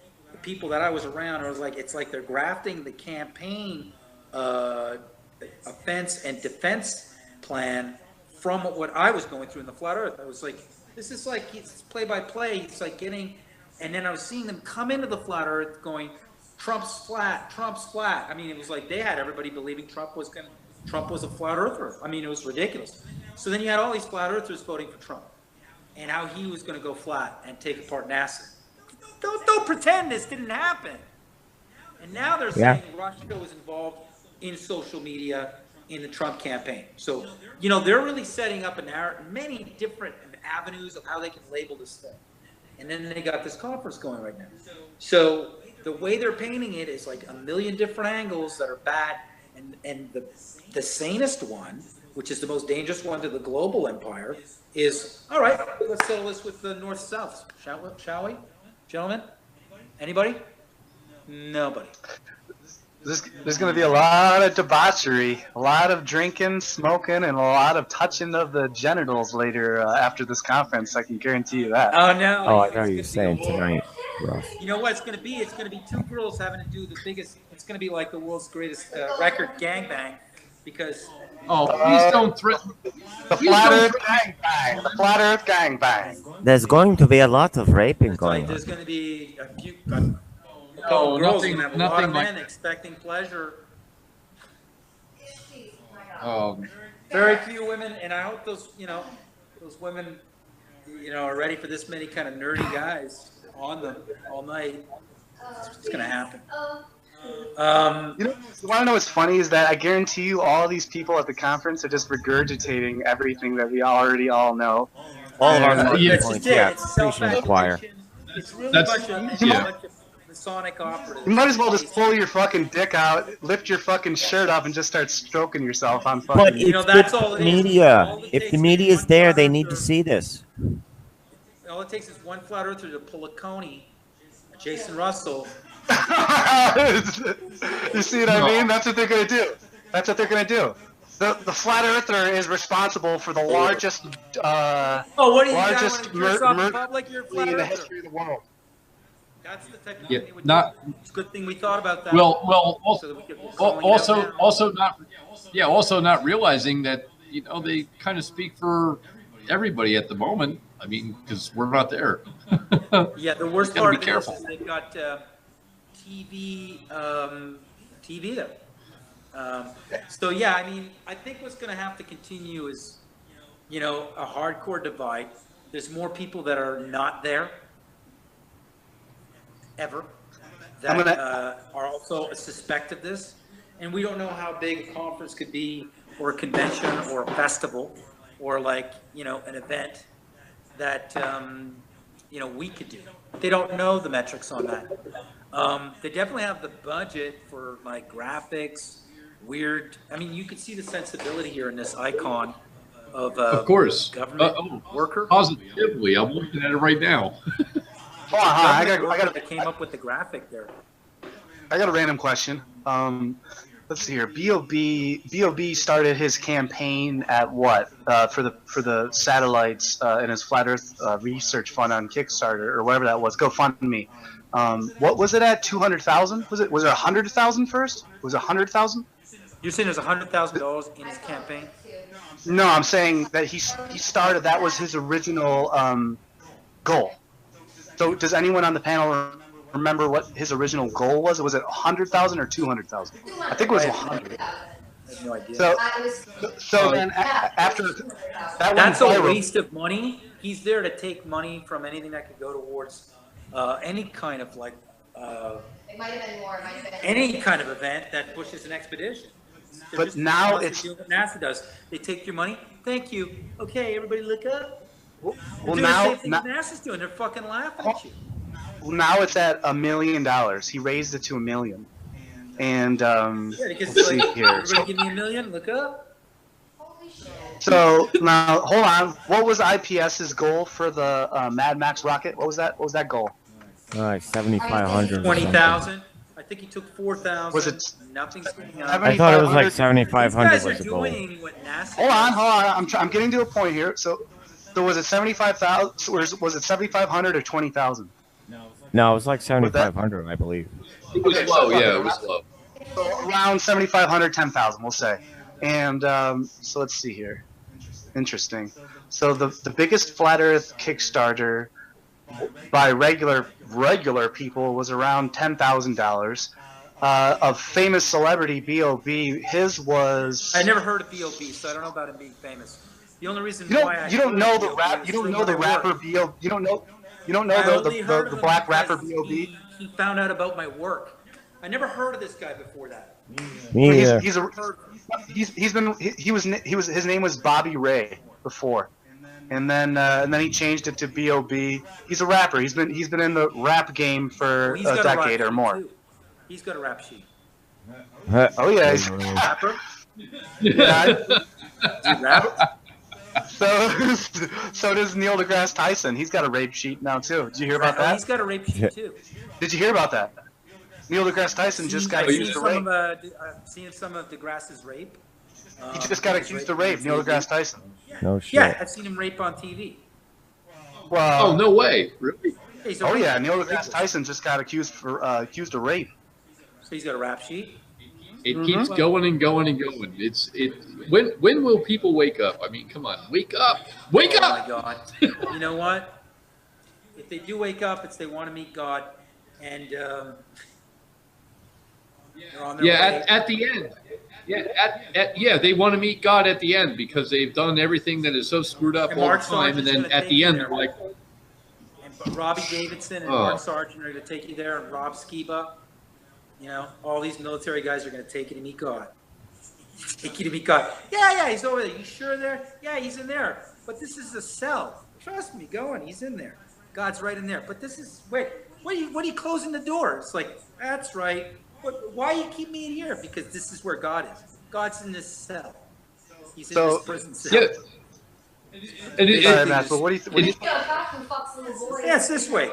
We're going down a hallway. You sure God's down here? Yeah. God's this way. Come down this way. Just going down a hallway. Yeah, let's keep going.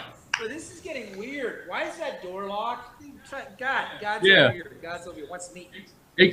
Exactly. That makes a circle. That makes a complete circle all the way back to if you sail somewhere and you get to a land that you do not know and you debark the ship or whatever you're doing and you get off and you're like, hey, I've landed on the beach or something like that, and somebody says, hey, how you doing? Yeah, FEMA. Yeah, thank you. You know what they should do with these people? they should do at the end of this conference and rallies. You should like, all right, so now we're all going to do a trust simulation. We're going to hand out some blindfolds. Okay? Oh boy! Everybody, put on your blindfolds.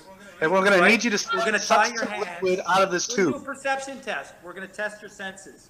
Okay, now we're going to blindfold you. And now we're going to tie your hands. Everybody, get your hands tied. It's a Masonic ritual. They're being initiated, and they don't even realize it. It's like this is it's 33 degrees of red. We're all going to get in a bus. That's right. It's all part of the conference. Last day of the conference, they do it. Now we need you to drink this Kool-Aid. Guys, we need you to drink this Kool-Aid. And you're all going to do it together at the same time.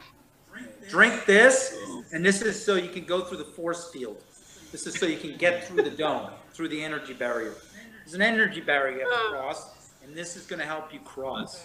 So, Math, what do you think about that Jesse Spots guy? Well, he's not at the conference, is he? No, obviously not. Good. No, don't get him. So then he's all grown up. He grew through this.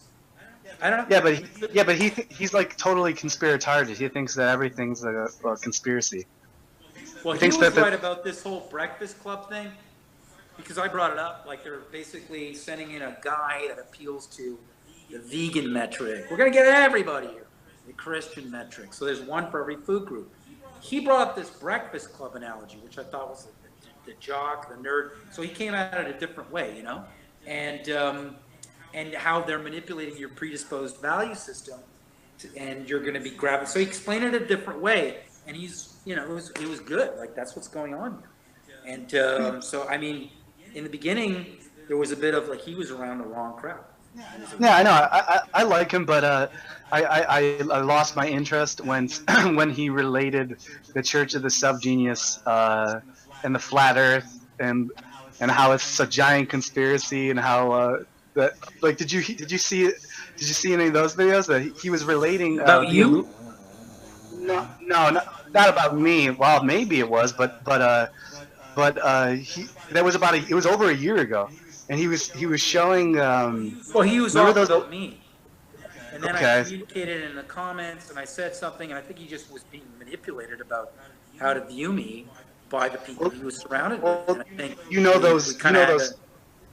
You remember those Illuminati cards, right? Those Illuminati cards. I have a deck here. Oh, really? Oh, that's really. So is it the original or the extended version? I don't know which one. Well, I don't have it here. I have it back in Vegas. Yeah, that's awesome. I tried to buy. I tried to buy some of those, but they're hard to get a hold of. Well, they're not really. They're a little expensive. But if you look at the extent. If you look at the extended editions of those cards, it has the Bob Dobbs and the Church of the SubGenius. Yeah, SubGenius. Yeah, I know. I saw that. Yeah, I have it. I have that card. Okay, cool. Okay, so you did see that, and Jesse Spots was trying to link the Flat Earth is a psyop and the SubGenius is a part of it, and they're. I was like, oh my god! I'm like, I can't believe these people are just totally so you're saying paranoid like back that. To the ball, or he's saying it's a psyop. He's saying it's a psyop, the Flat Earth? Yeah, he's saying that. I think that he said that the SubGenius and the Flat Earth are related, and that it's all a giant psyop. And I mean, you know, let's not pretend this isn't an operation that doesn't have to do with psychology.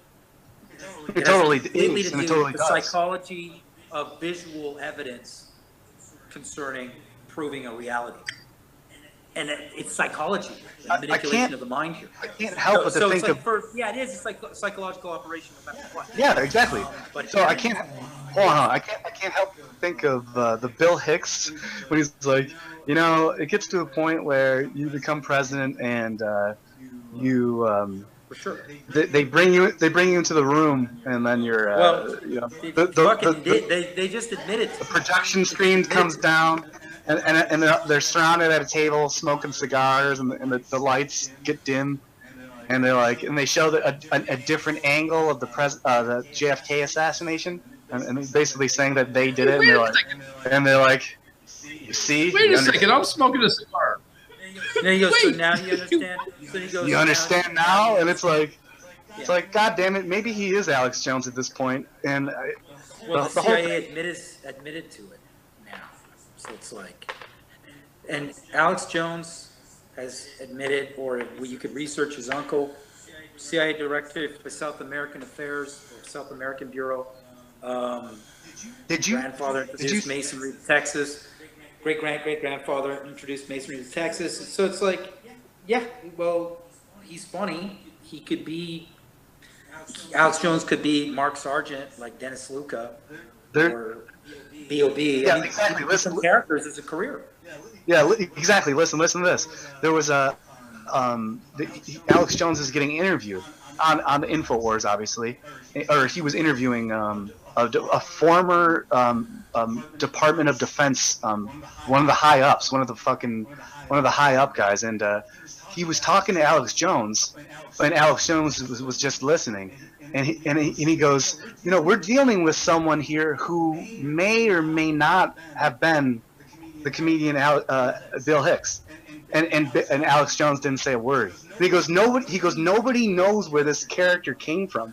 He's like, you know, where and he's like, so we're yeah. He goes, no, and he's like you could be him. And this is a military guy, and this is recently. By the way, Matt, your video's not your video's off. Press refresh or something. It's a layer of crazy. They always employ when they're going to create a character. Like, you know what? Just to really make this surreal, we're going to use you to play a woman in the flat earth. You're a guy, you're going to go through a sex change, or you had your sex change, and we want you to infiltrate the flat earth. You have no history. You know what? You're going to be Bill Hicks. And then you're going to say all this stuff. And Bill Hicks couldn't be on TV because of the way his stand-up was. Yeah, exactly. So he got this gig, Danielle. He got this gig.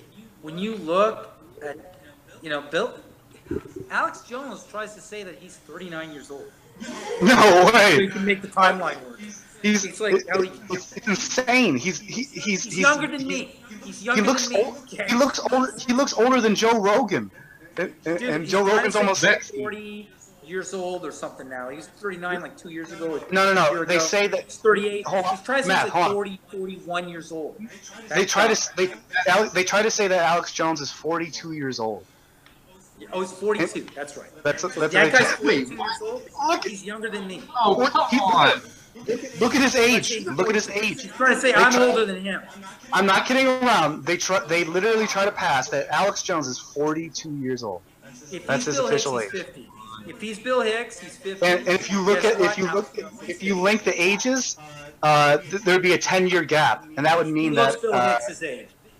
Bill Hicks looks his age. And so if the 10-year gap would be well, that would be that would be Bill Hicks. Bill Hicks is looking his age.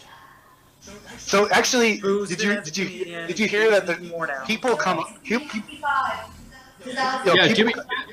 Jimmy's still there, and by the way, Matt, stop yelling your wife's name, will you? It's Katie. Yo, refresh your screen. Bill Hicks, you're fucking Alex Jones. Yo, Math, refresh your screen. Hicks Jones. I can't. I don't know how to do it on this thing. It's not my. How do you refresh the screen? Well, just hit refresh and stop naming your wife's name by her real name. That's Katie. That's Katie. That's how we know her. That's it. Katy Powerland. Okay. Okay, no, it's me. I'm like, wait, what are you wondering? How do I make sure this is like? Moving on. Moving on. Moving on. I'm trying to say refresh it. Moving on. Moving on. Okay. Moving on. Relax there, buddy. You like.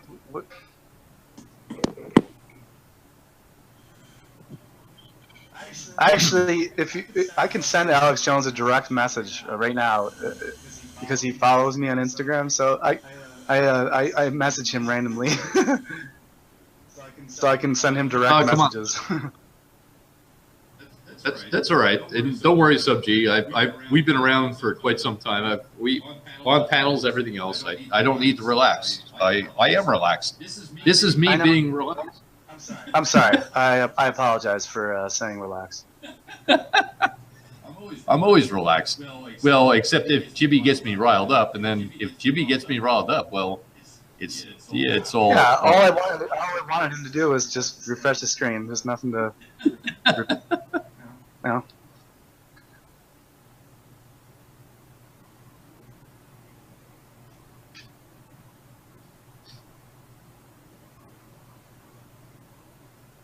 It's all good. It's all good. I don't even see what the watch page is doing. Anybody have it up or anything? I'm kind of watching what's being presented with the.